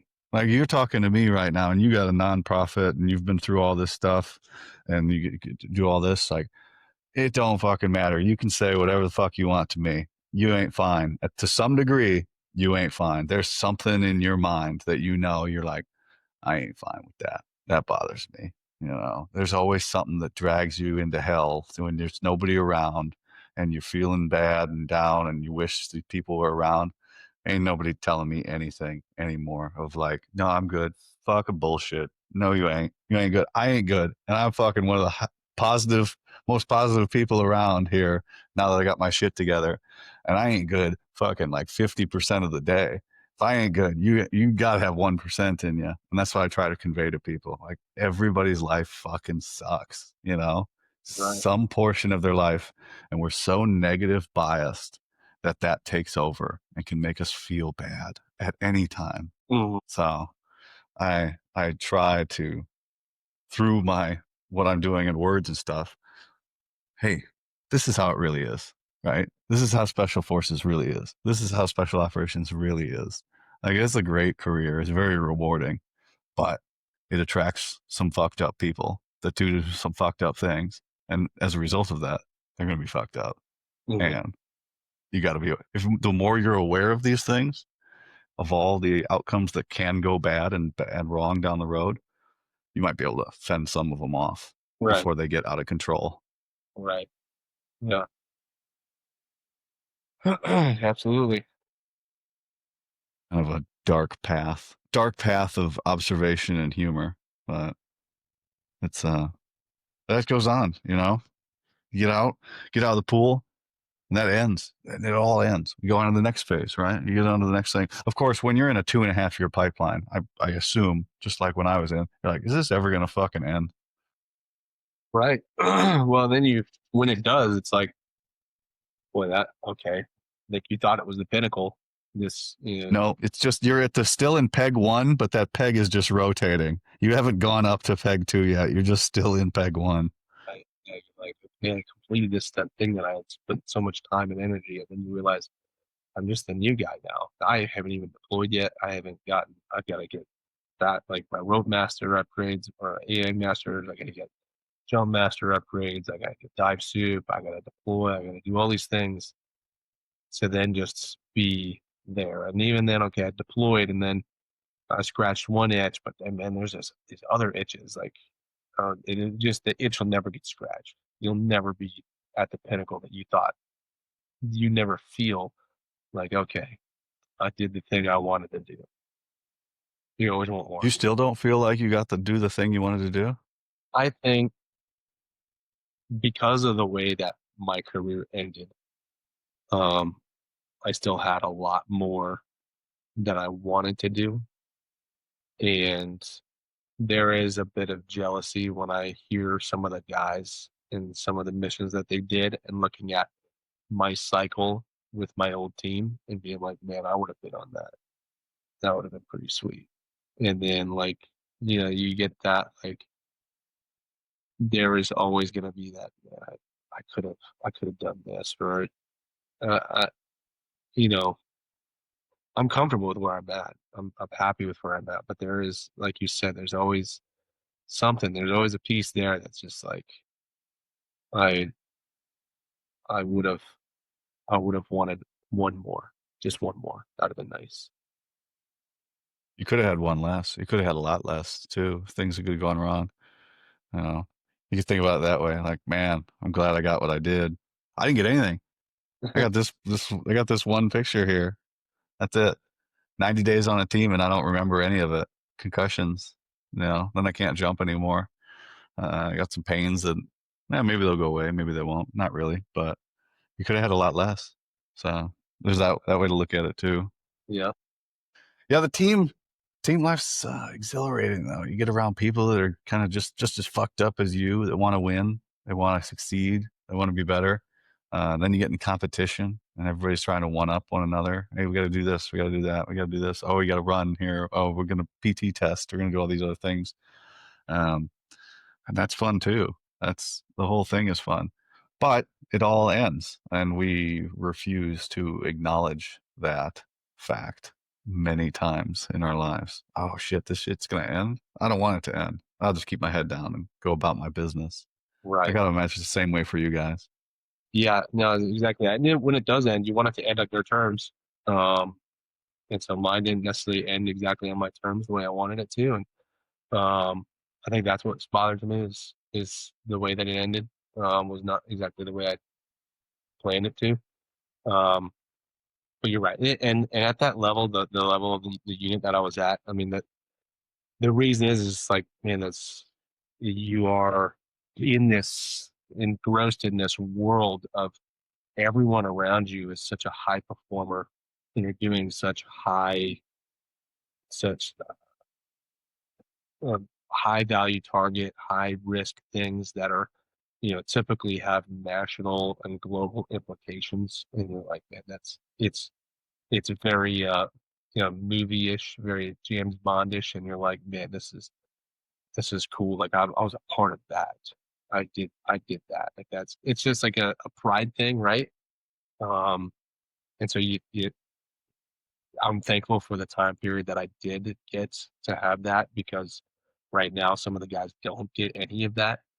Um, but it would have been nice to get one more. Yeah. Well, if you're up on current events, well, you're medically retired. You got a code 4, same as I do. It's over. But you know, they're paying guys $2,000 a day to go to Gaza and be targets right now. So, there's that. Hard pass. Yeah, my buddy sent me that. He's like, "Oh, you can go do this." I was like, "I ain't fucking going to do that for shit, man. I ain't going there at all." Yeah, I'd be cool to go do one, but I am not tactical anymore, and I am not going to go do that shit. Fuck You know, that at all. So I tend to glaze over the combat experience and deployments and all that stuff. I never went. It's something I'll I'll never get over, but I'm fine with it. Like there's nothing I can do about it. It's not. I didn't get to go. I don't have any perspective to compare myself to my buddies or experiences they had and things, or related, no relatability and things like that. Just in training and things. So I tend to glaze over that. But how was it?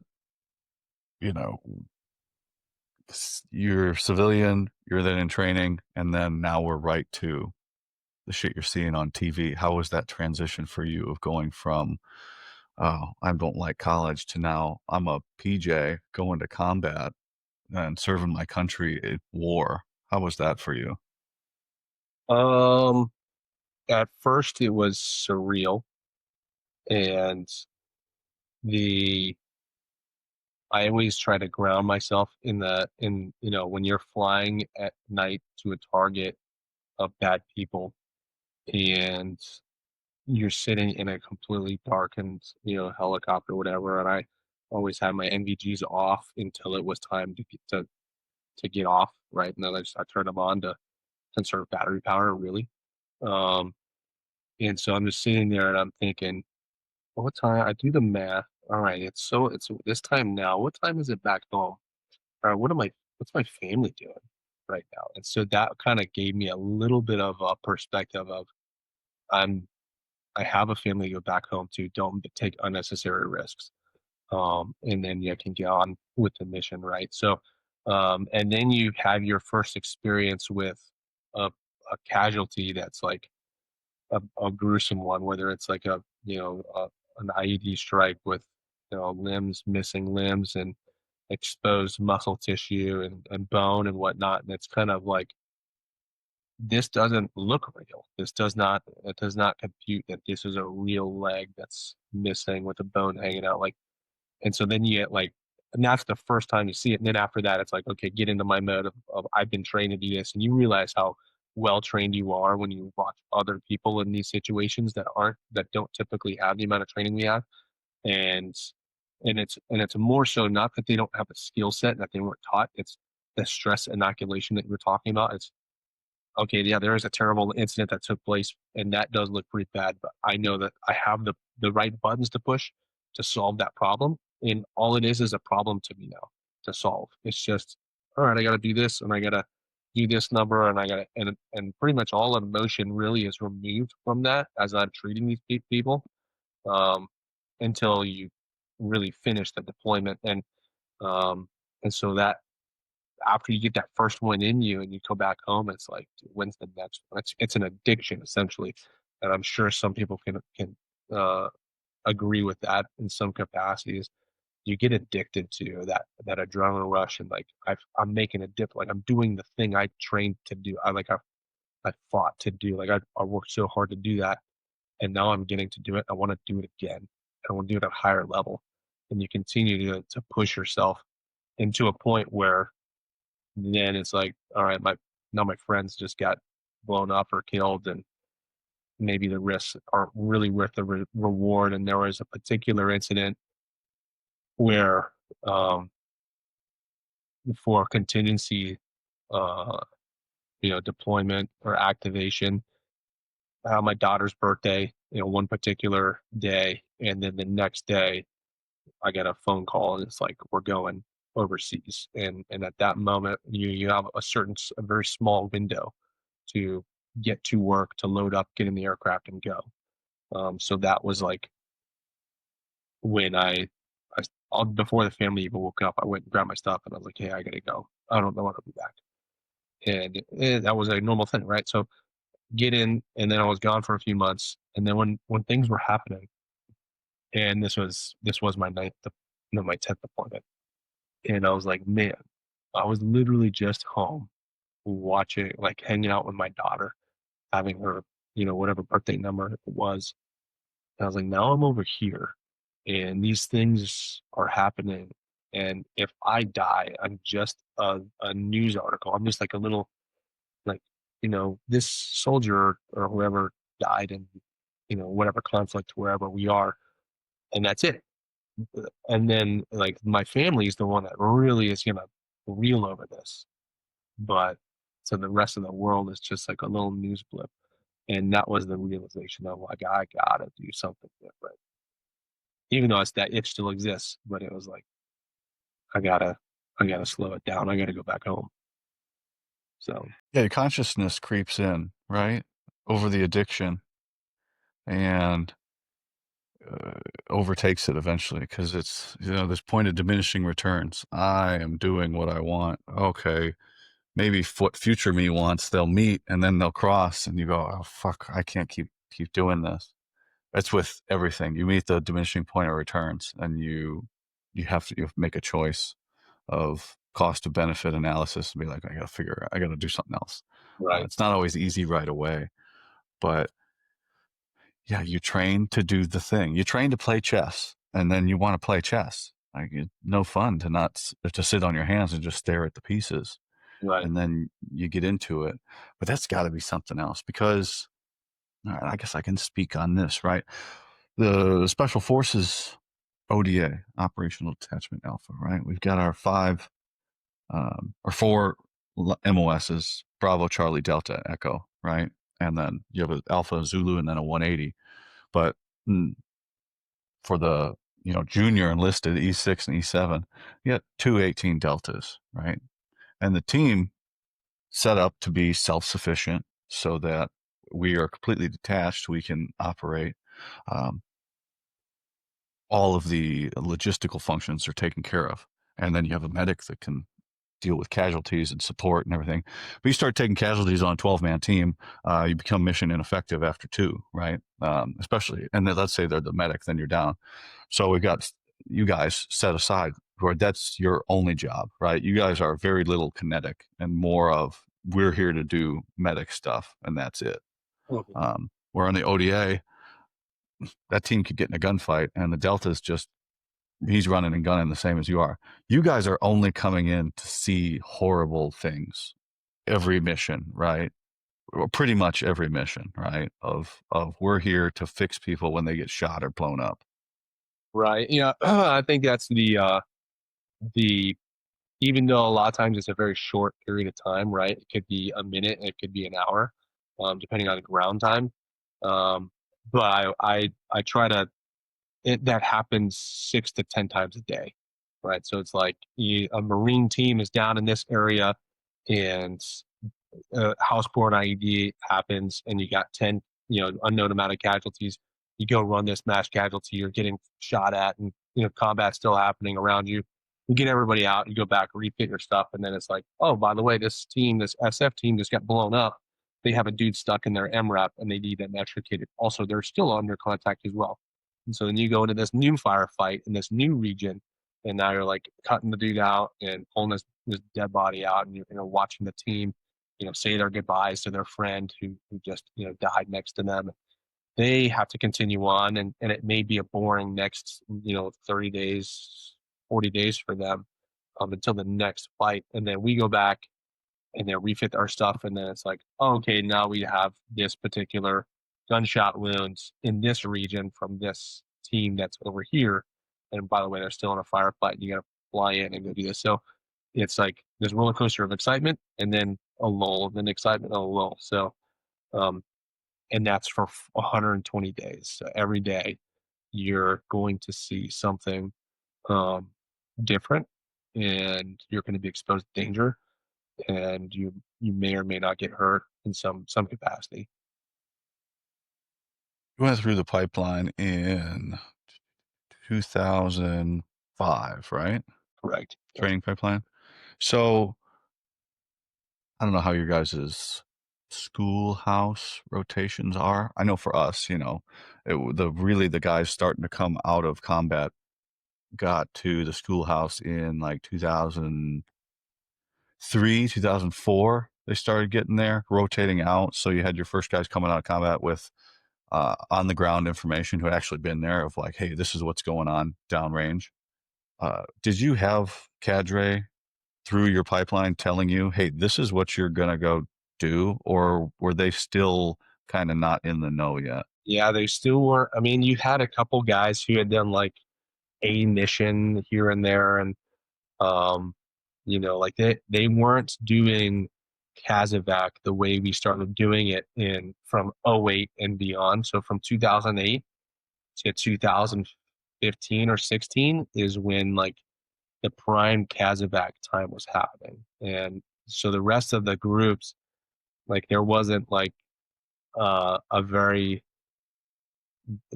these cadre that were like, yeah, this we were running 10 missions a day, and it was heavy. See, those folks didn't start coming to the schoolhouse until probably 2011 or 12 is when you started getting guys that had real experience going to the schoolhouse and going, actually, this is the things that you need to worry about. Because then you had a bunch of PJs coming out of the schoolhouse with like chest tubes all over their rucks and like just tons of normal saline and whatnot, like things that they didn't really need. Rather than like, let's go through the things that you're really going to go through, and let's go through like some very specific niche things, and more importantly, like decision making. What's worth the risk of the entire aircraft going in versus what's not. Make those right decisions. Um, and the guys that did have experience that were at the schoolhouse were guys that had been running at the 2-4 for a while, because they were embedded with the other services, so they did get experience. Um, but you couldn't leave unless you like reached a certain rank and then you came back and became, the commandant of the schoolhouse. You couldn't leave that unit because they were deploying, 60 days on, 30 days off pretty much, for years. Most of them were actually going 60 days in one area at one capacity, CSAR, and then they'd move over to a 4-monther embedded, in a different region because they just didn't have enough guys. So they were deployed, 6 months at a time, in some cases.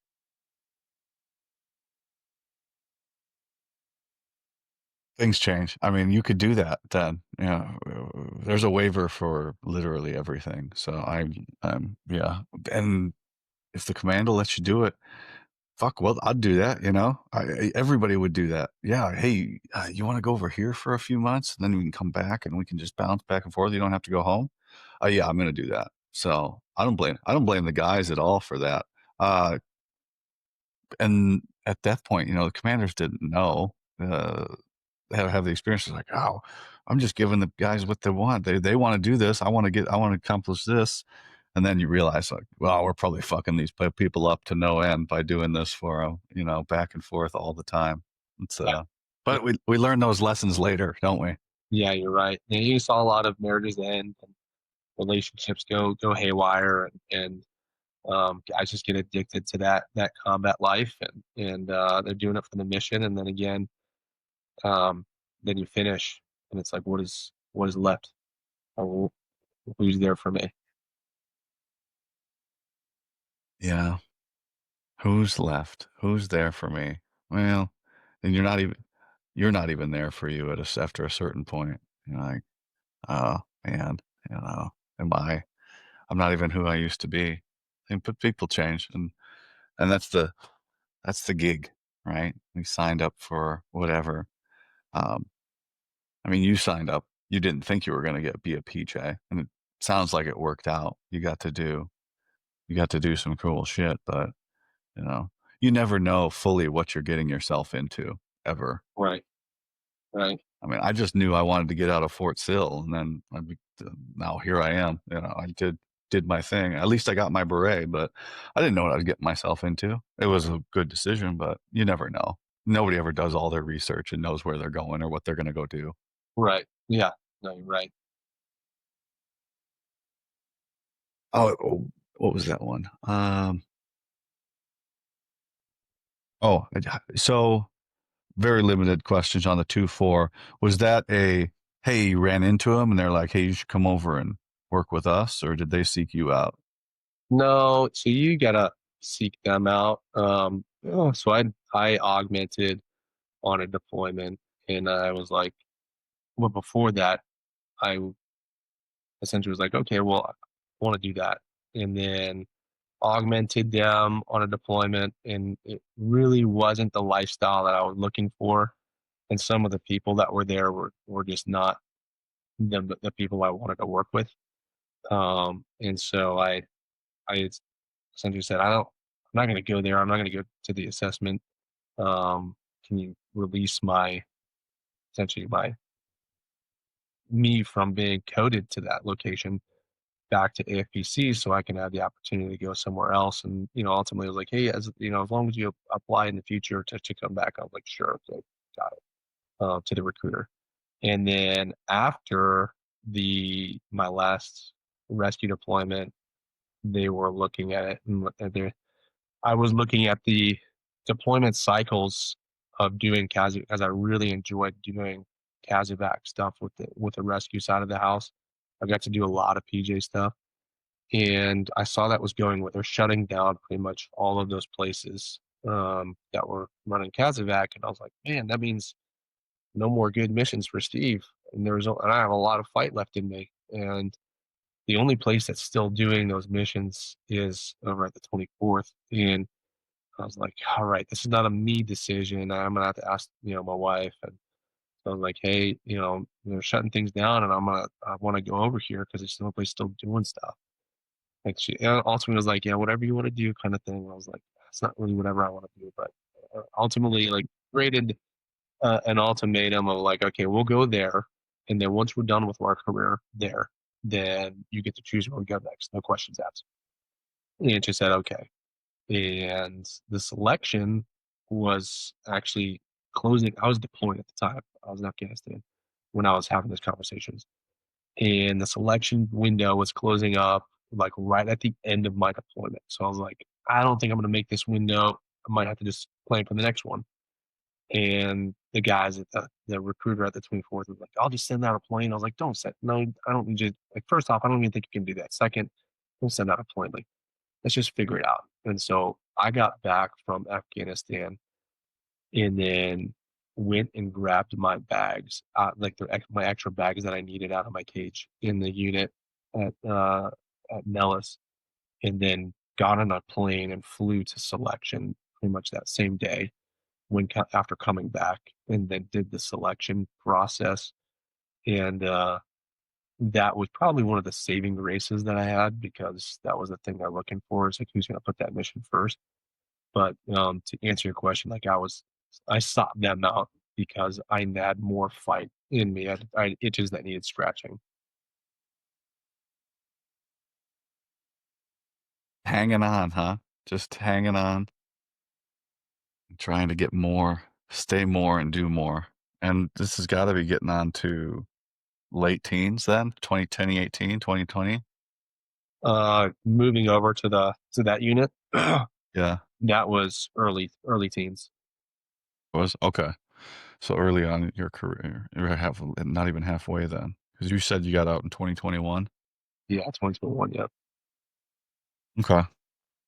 I'm just curious about about the things. What was, I guess last one on that was, what was your impression of that side of the house on on things compared to, I guess, conventional Air Force special operations versus that? I think it came with when you look at that realm and you think, man, like, these, you hold them in such high regard, as far as like, that's such an out of my league kind of experience. Like, that ain't for me. I'm not that good. And then you go through the green team. You go through the 10 months of green team or OTC or whatever, and you realize that it's not like you're doing something different. They're not giving you a magic wand and like you can all of a sudden now do things better and more efficiently.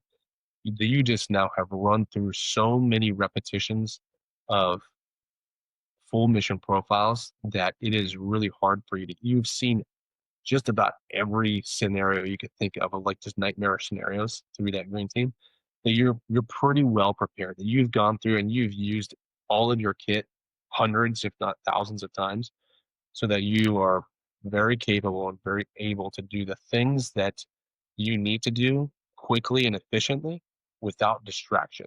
You haven't moved stuff around on your kit. You already know where stuff needs to be. You know what decisions need to be made. You can make them quicker, versus you look at other units where you always have newer guys showing up and you have to train these newer guys. And a typical training day, we're going to go just like kind of hit the tower. We're going to get like a couple rappels in, or we're going to do like we're going to fly in a helicopter and do like a couple AIEs and fast ropes. And then like, we're going to go to the cut yard, a couple cars, or we're going to do like trauma lanes in this classroom. And very rarely is it all put together. And when you're at that level, it's always all put together.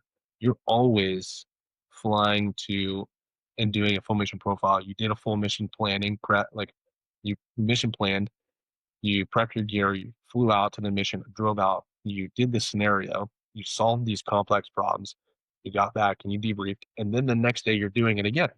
And then you're doing it again and again, and you're doing it so many times that it's really difficult to do it wrong.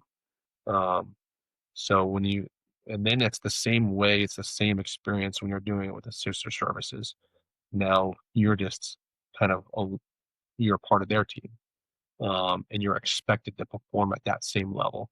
And so you should have a confidence in yourself that, like, okay, I know my role, I know where I need to be in this formation of whatever, wherever we're going. Um, and when the time comes, when it's my time to step up and shine or do whatever I need to do, I've already done it hundreds, if not thousands of times. How good were you before that, training course, and how good were you after it? Um, I would measure that in more so in a level of confidence. I was more confident leaving OTC, leaving the green team, than I was when I entered. So entering, you have a level of like, I don't know if I'm good enough. I don't know if like I've done enough. And then fortunately, the amount of I had just gotten off of that, I just come back literally from a deployment, and it was a very active deployment. So I treated a lot of people.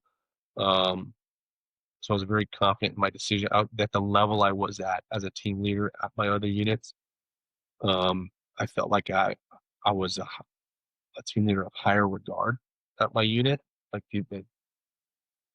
they my leadership liked me, um, and so I felt pretty competent. I was a preferred team leader that guys wanted to be their leader, but it was more of a confidence thing. Now I can do all of these things. It was a different mission set where flying rescue, I was very much it wasn't a lot of tactics, and it was a lot of just PJ activity, cutting vehicles, mass casualty problem solving, high angle rescue. So it's good at those like very siloed tasks.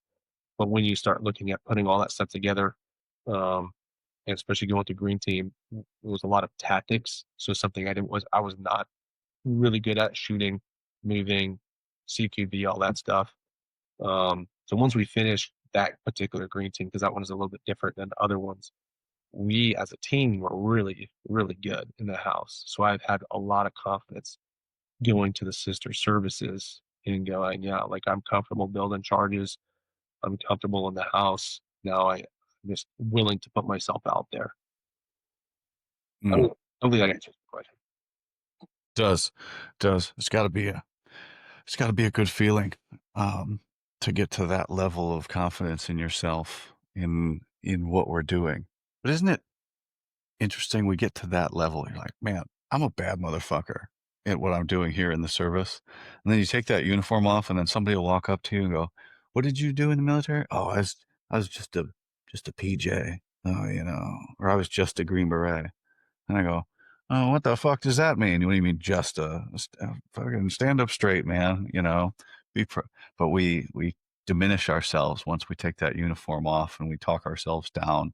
Don't you find that interesting? Like we worked so hard to stand up straight when we're in the military, and then we get out and we kind of hunch over and like feel sorry for ourselves or try and bring ourselves down to other people's levels.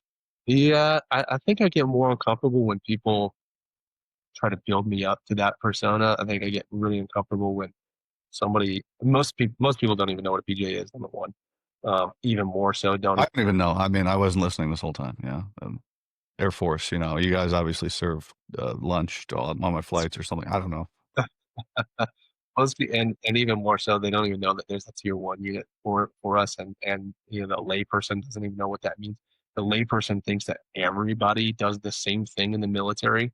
Like, oh, I heard, oh, my boyfriend does that. Like, oh, okay, where at? And then they tell me where, and they tell me what they do. I'm like, I don't have the I heart. got Like, no, they don't. That's not what I they. got thrown out of a bar for the bartender's boyfriend was Air Force Special Forces, and I was like, "Well, that's not a real thing." So yeah, I may have been like, I don't know if I was aggressive, but she got me thrown out of that bar, and I was like, "Well, that's not a real fucking thing, lady." Yeah, so I typically get more uncomfortable when somebody does acknowledge that because it's just hard to describe. Because most of the time, I get like, "Oh, my so and so does that job," or like they did exactly what you do. I'm like, then they don't fully comprehend. Then I start if I care enough, then I can get frustrated. So then I stop caring because it's just I don't need to be frustrated about something that doesn't matter. And really like the straw, like the wake up call for identity was when I gotten out and I was meeting with these different companies and corporations, and I would tell them my backstory that, man, I was part of this mission, doing these things, and did this cool thing, and then they'd be like, "That's incredible. Thank you for your service." Okay, so what were you saying about? And then they go on to their like TPS reports and they're talking about their marketing plan and strategy. And I'm like, oh, they don't actually really care. And it doesn't really matter. And it doesn't make a lick of difference in their life. And so why am I highlighting something that really doesn't matter all that much? And so I stopped really caring about talking about what I do and more so about what I did, more so about what I do now and how I got there. So how do you deal with that now with Shields and Stripes with what you got going on? Yeah, I tell the 'Cause story. now you gotta be proud of what you did and stand up there and kinda be like, "Hey, this is what it was. This is what we did. This is what we wanna do. This is how we're gonna do it." Yeah, I tell the story that I told you about Peter's accident, because that was the start. Um, when I when I, medically retired, that last 9 months of me figuring out the med board process, I didn't know what I was going to do. I didn't have a plan. I didn't know what the next step was in life. And I knew I wanted to be in an industry of health and wellness. And as I started like developing a plan for next life, it was, get a job at this particular uh, uh, company, work there for a while, go to school, learn about business and get an MBA, and then open up a GM that was more like what I was used to, that catered to veterans and first responders. And you had health and recovery and fitness and stuff. And it would be a smaller scale. And it was just something that, I could just make a couple bucks from and live off of and enjoy myself. And the job never came through, that I was looking for. And ultimately, it was more of a mentorship and a guidance for, hey, do the thing that you said you were going to do, which is start this business. And I said, I don't even know how to do that. And they're like, well, define it first. So I defined it and he helped me walk me through it. And like, was it a for profit or a non-profit? I said, I don't know what the difference is. And he said, well, do you want somebody to pay for it in their own pocket or is somebody else going to pay for it for them? It was the most simplest terms. And I was like, I wouldn't pay for it out of my own pocket because I ain't got that kind of money and I don't feel like I deserve it. I need it. And they're like, then it's a nonprofit because you do deserve it and you do need it. Somebody else thinks you do. And he's like, and that's me, the guy that I was mentoring with. And so we landed on that on the nonprofit method and route, and then developed the concept of essentially what we had within the units of the physical therapy, the strength conditioning, occupational therapy, dietitian, and then mental health therapy, all of it in one building, one place. Contracted out of a company called Exos, and we partner with them to bring veterans and first responders into their facility where they do all the physical aspects, and we bring in the mental health professionals and occupational therapists to do the psychological portion. And so we do it over a 3 month period. It's a hybrid model. So 3 weeks of it's in person inside of Exos, and then 9 weeks of it's a telehealth model. And ultimately, the start of it was right because I had to leverage those services because of Peter's accident and everything I'd sustained over those 16 years of my career. And this is the one thing that really saved me from myself and saved my family and helped me get back to neutral, helped me get back to healthy, and then progress on further. And I knew that there's a lot of people out there that don't even have access to the things that I had at my fingertips. So I wanted to do that. I wanted to bring access to these people like first responders, your conventional veterans who did see terrible things. They did 12 or 13-month long deployments. And, no matter what color hat I'm wearing or what kind of badge is on my chest, a 7.62 round and a 155 shell that's below or 105 shell is blowing up underneath of you sounds all the same and it's indiscriminate, to what you wear on your head and what's on your chest. So those are all terrible acts or terrible things that happen to them in their lives. On top of whether it's a sexual assault, or some other traumatic experience that they may have had, it's all symptoms and it's all deserving. And so we want to treat every single one of them. So the story ultimately becomes about those people, and I don't really want it any about me. Yeah. Yes, the more important thing is for the people coming in. But how has it been for you? Because you get out, you lose your team, and you don't realize that that's what's wrong. How's it been for you now creating your own new team and team room outside of the service with stars and with shields and stripe? Yeah, that's a great question because I enjoy the team. I enjoy leading the team leader aspect. It's a different capacity than what I'm used to. Um, it's different personalities and different people and having to manage and solve problems. So I really enjoy that aspect. I enjoy the challenge that it brings because it does scratch that itch of like I need to I need to be solving a problem. The problem must be solved. So I get that aspect, and then leaving the teams to doing what I'm doing now really drew home the importance of how much I sacrificed my family and time away from my family, and how grateful I am that they stuck around, especially for all the stuff I put my wife through. Um, because if they weren't there and I was now going to an empty house, well, I drug them through everything, and at least like the only people that were there to receive me in this battered up mess was my family, and now I'm doing my best to make up for time lost, and also doing it with a mission of trying to help others that were similar to what I was experiencing and what my friends experience. Yeah, making up for time loss. Um, it's a weird dichotomy, right? Because we it's time lost, but we were doing what we wanted to do during that time. We were doing the thing that we trained to do and all that. But man, yeah, we don't sacrifice shit, man. We do exactly what we want to do, and everyone else has just got to deal with it until we're done with the task or the mission, or it's taken away from us. And then it goes, oh man, I really put the people that care about me through some fucking shitty times. Ah, that was pretty shitty of me. Ah, I better I better figure this out here and make up for it. It's it's crazy. I mean, you don't realize till you're done because you just can't. You're like, I'm doing what I want to do and fuck everybody else. And then, oh, now it's over. Hey, I'm sorry, guys. I really apologize for that. Probably never going to do it again. Right. Yeah, exactly. I missed most of my son's birthdays, that time period that I was in. And I was always deployed in the summer and his birthday's in the summer. So had a lot of time to make up for for missed birthdays.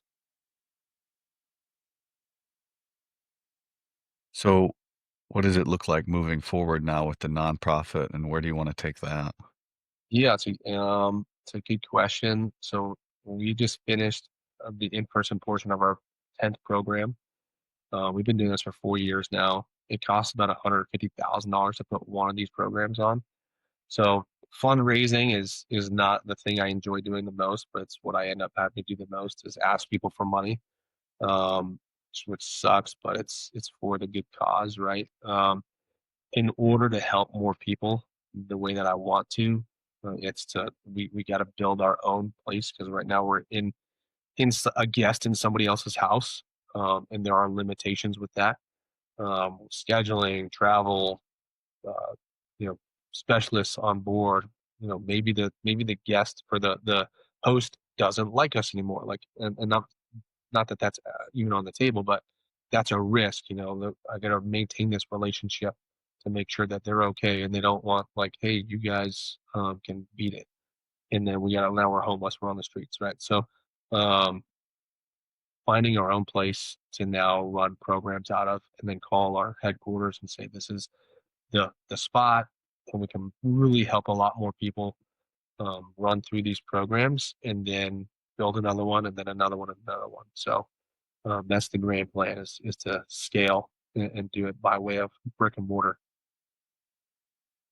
4 years, you said now? That fuck, that's fun, man. I mean, would you think you'd be where you are now 4 years ago, though? No, this was not in the bingo cards. This was not being pulled. I had no intentions of running a nonprofit, no intentions of asking people for money. But it's gotten me to meet a lot of very interesting people, and it's definitely got me to hear a lot of pretty wild stories, um, and make me very much feel like I am doing the thing that I'm supposed to be doing. This is not, this is me following the path that was essentially the most right that was laid before me. Of I can't ignore this, what was all set before me. So, no, it was not something I anticipated, but I wouldn't have it any other way. Your stories. I mean, I'm the first to tell everybody I didn't do jack shit in the military. I never did my job, not one time. And everybody's story sounds much cooler than mine. So, but I've been able to work through some things just by the things I do on the outside now that I'm doing that, right? I'm a much better Green Beret now than I was when I was in uniform. Uh, I have a lot of left and right leeway, and I can do what I want and talk to who I want and help who I want. How are you dealing with? You had a fantastic career. You got to do all the fucking cool shit, go all over the world, and now you hear stories of people. You're like, fuck, man, these people are cooler than me. Do I even belong talking to these people? Like the imposter syndrome sort of thing. How are you dealing with that now? Um, yeah, it's a obviously there's an envy thing of like, man, I wish I'd have done that. That sounds like it's pretty freaking sweet.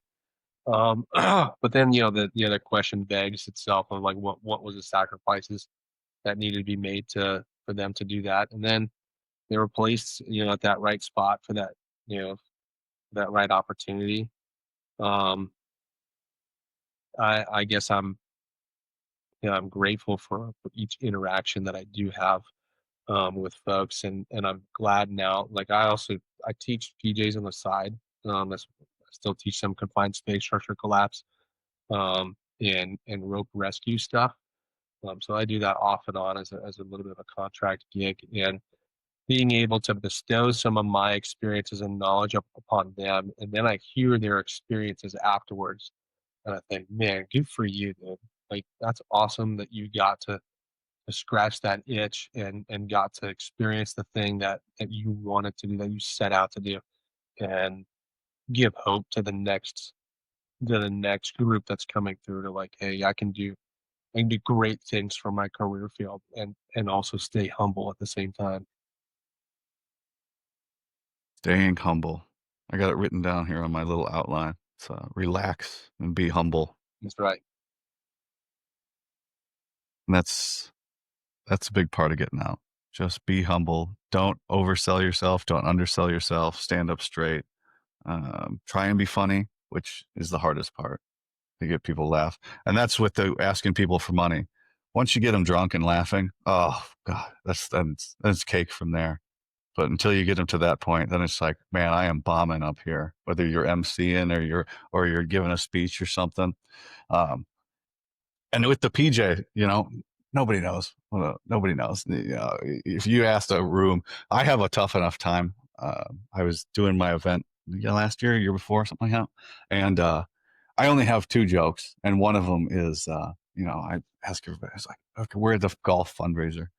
All right, we're all here to raise money, right, for Green Berets, but raise your hand. Who actually knows this is 150 people in a room. Who actually knows what a Green Beret is? A few hands go up. Okay, not bad. Okay. All right, now the easy one. Who knows what a Navy SEAL is? And then everybody's hand goes up. I said, all right, that's fine. This is going to make this real easy. Green Berets are it's like being a Navy SEAL, but for men. And that's my opening joke for everything that I do. It's my only good one. I keep it in there. I get a few boos from the Navy people Yeah. that you get them laughing, and then after that they start drinking. You get the money out of them. But you got to think of something similar for that, a comparison to get a little self-deprecation sort of laughing thing to get people laughing right away. That's a good idea. So That's a good one. I don't have a lot of jokes, but I keep saying the same one over and over again, and I think it's funny. So, I get a kick out of it. man, I enjoy you coming on today. I got 5 questions here that I ask everybody, and then I'll cut you loose. And fuck yeah, man. All right, man. What is your response to thank you for your service? Uh, mine's, uh, yeah, truthfully, it's don't thank me, thank my recruiter. That's that's typically my response. But when after I get a little laugh, then I say that's what I wanted to do. Great to hear that that's universal across the Air Force and all the other branches is don't thank you, thank your recruiter. Yeah. Um, common phrase that permeates every branch of service. All right, what is the one characteristic that sets operators apart from the conventional forces? I would say the the the will to complete, the will to finish, like just that gut. Each career fields, Army, Navy, Air Force, Marines, each special operations has to have some sort of selection which requires a gut check and the will to succeed. So that's something you'll find outside of every other branch or every other service really is um, their resilience or will to succeed is far beyond anybody else. Failure is just not that option. It's just they're going to find a way to problem solve. However it is, it's an obstacle. We're going to make it through it, and this ain't going to stop me. I'm not going to quit. You have to essentially kill me for me to quit, but that will succeed. It will never. It's never ending.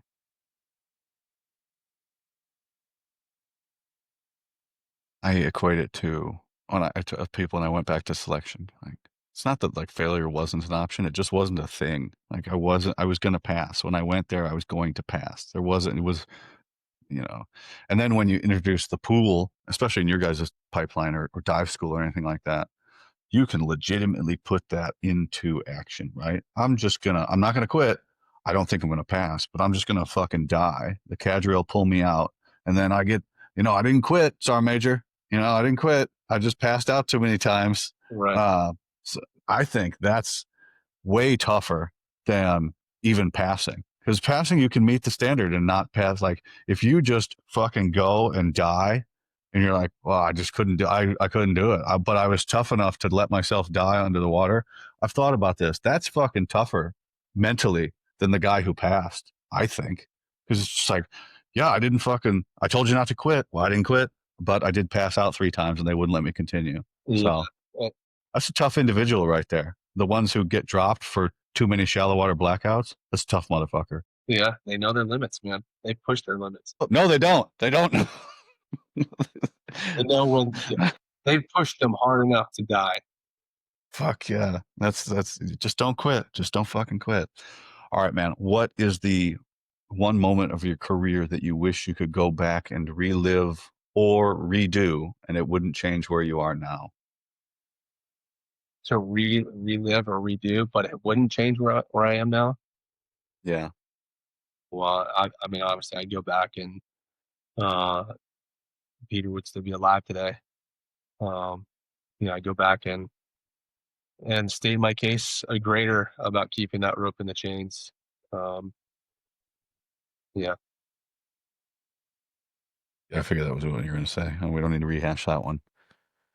What's the best piece of advice that you received during your career? Care less, care less.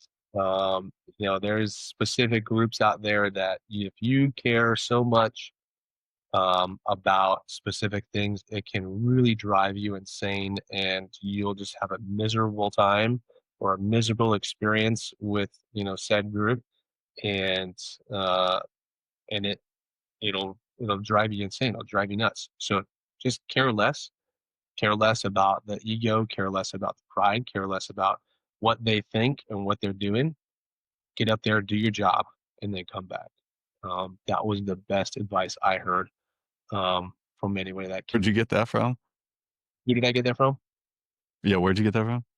A combat controller that I was with at the 24th.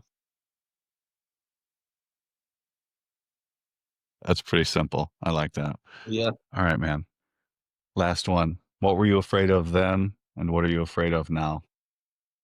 Wow, that's a really good question. I think um I was I was afraid of drowning before. After passing out and underwater, I'm no longer afraid of that. Now I'm afraid of, um, now that I've rediscovered my life and happy with where I'm at with my family, watching them grow and being, a cohesive unit, not without like drama or something happening where it's like everything's a mess in my life. Um, I'm afraid of that going away at some point. I'm afraid of somehow something happens where it's things are too good right now, and I'm afraid that they're not going to be good anymore at some point. Well, I think you just got to care less, That's right. um, and enjoy the time that you have. Because time at all, well, one, it's not real. Time's not real. It's the clock we made that shit up to based on the rotation of the Earth. We just have this little blip in the history of the universe to enjoy, and we're very lucky to have it.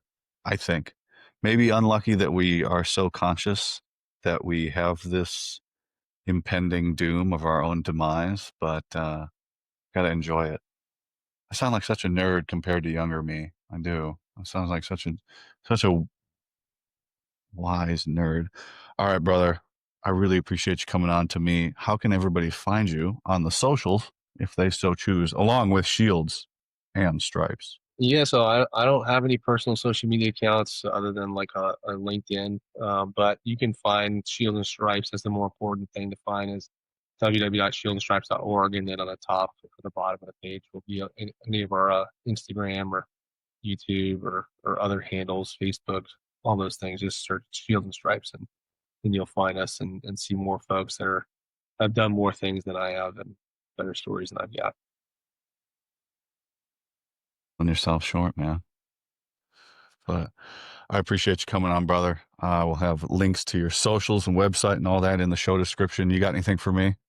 No, man, I appreciate you. It was a wonderful talk, man. It went by quick. Um, but yeah, I appreciate you having me up over there. Yeah, it's crazy, isn't it?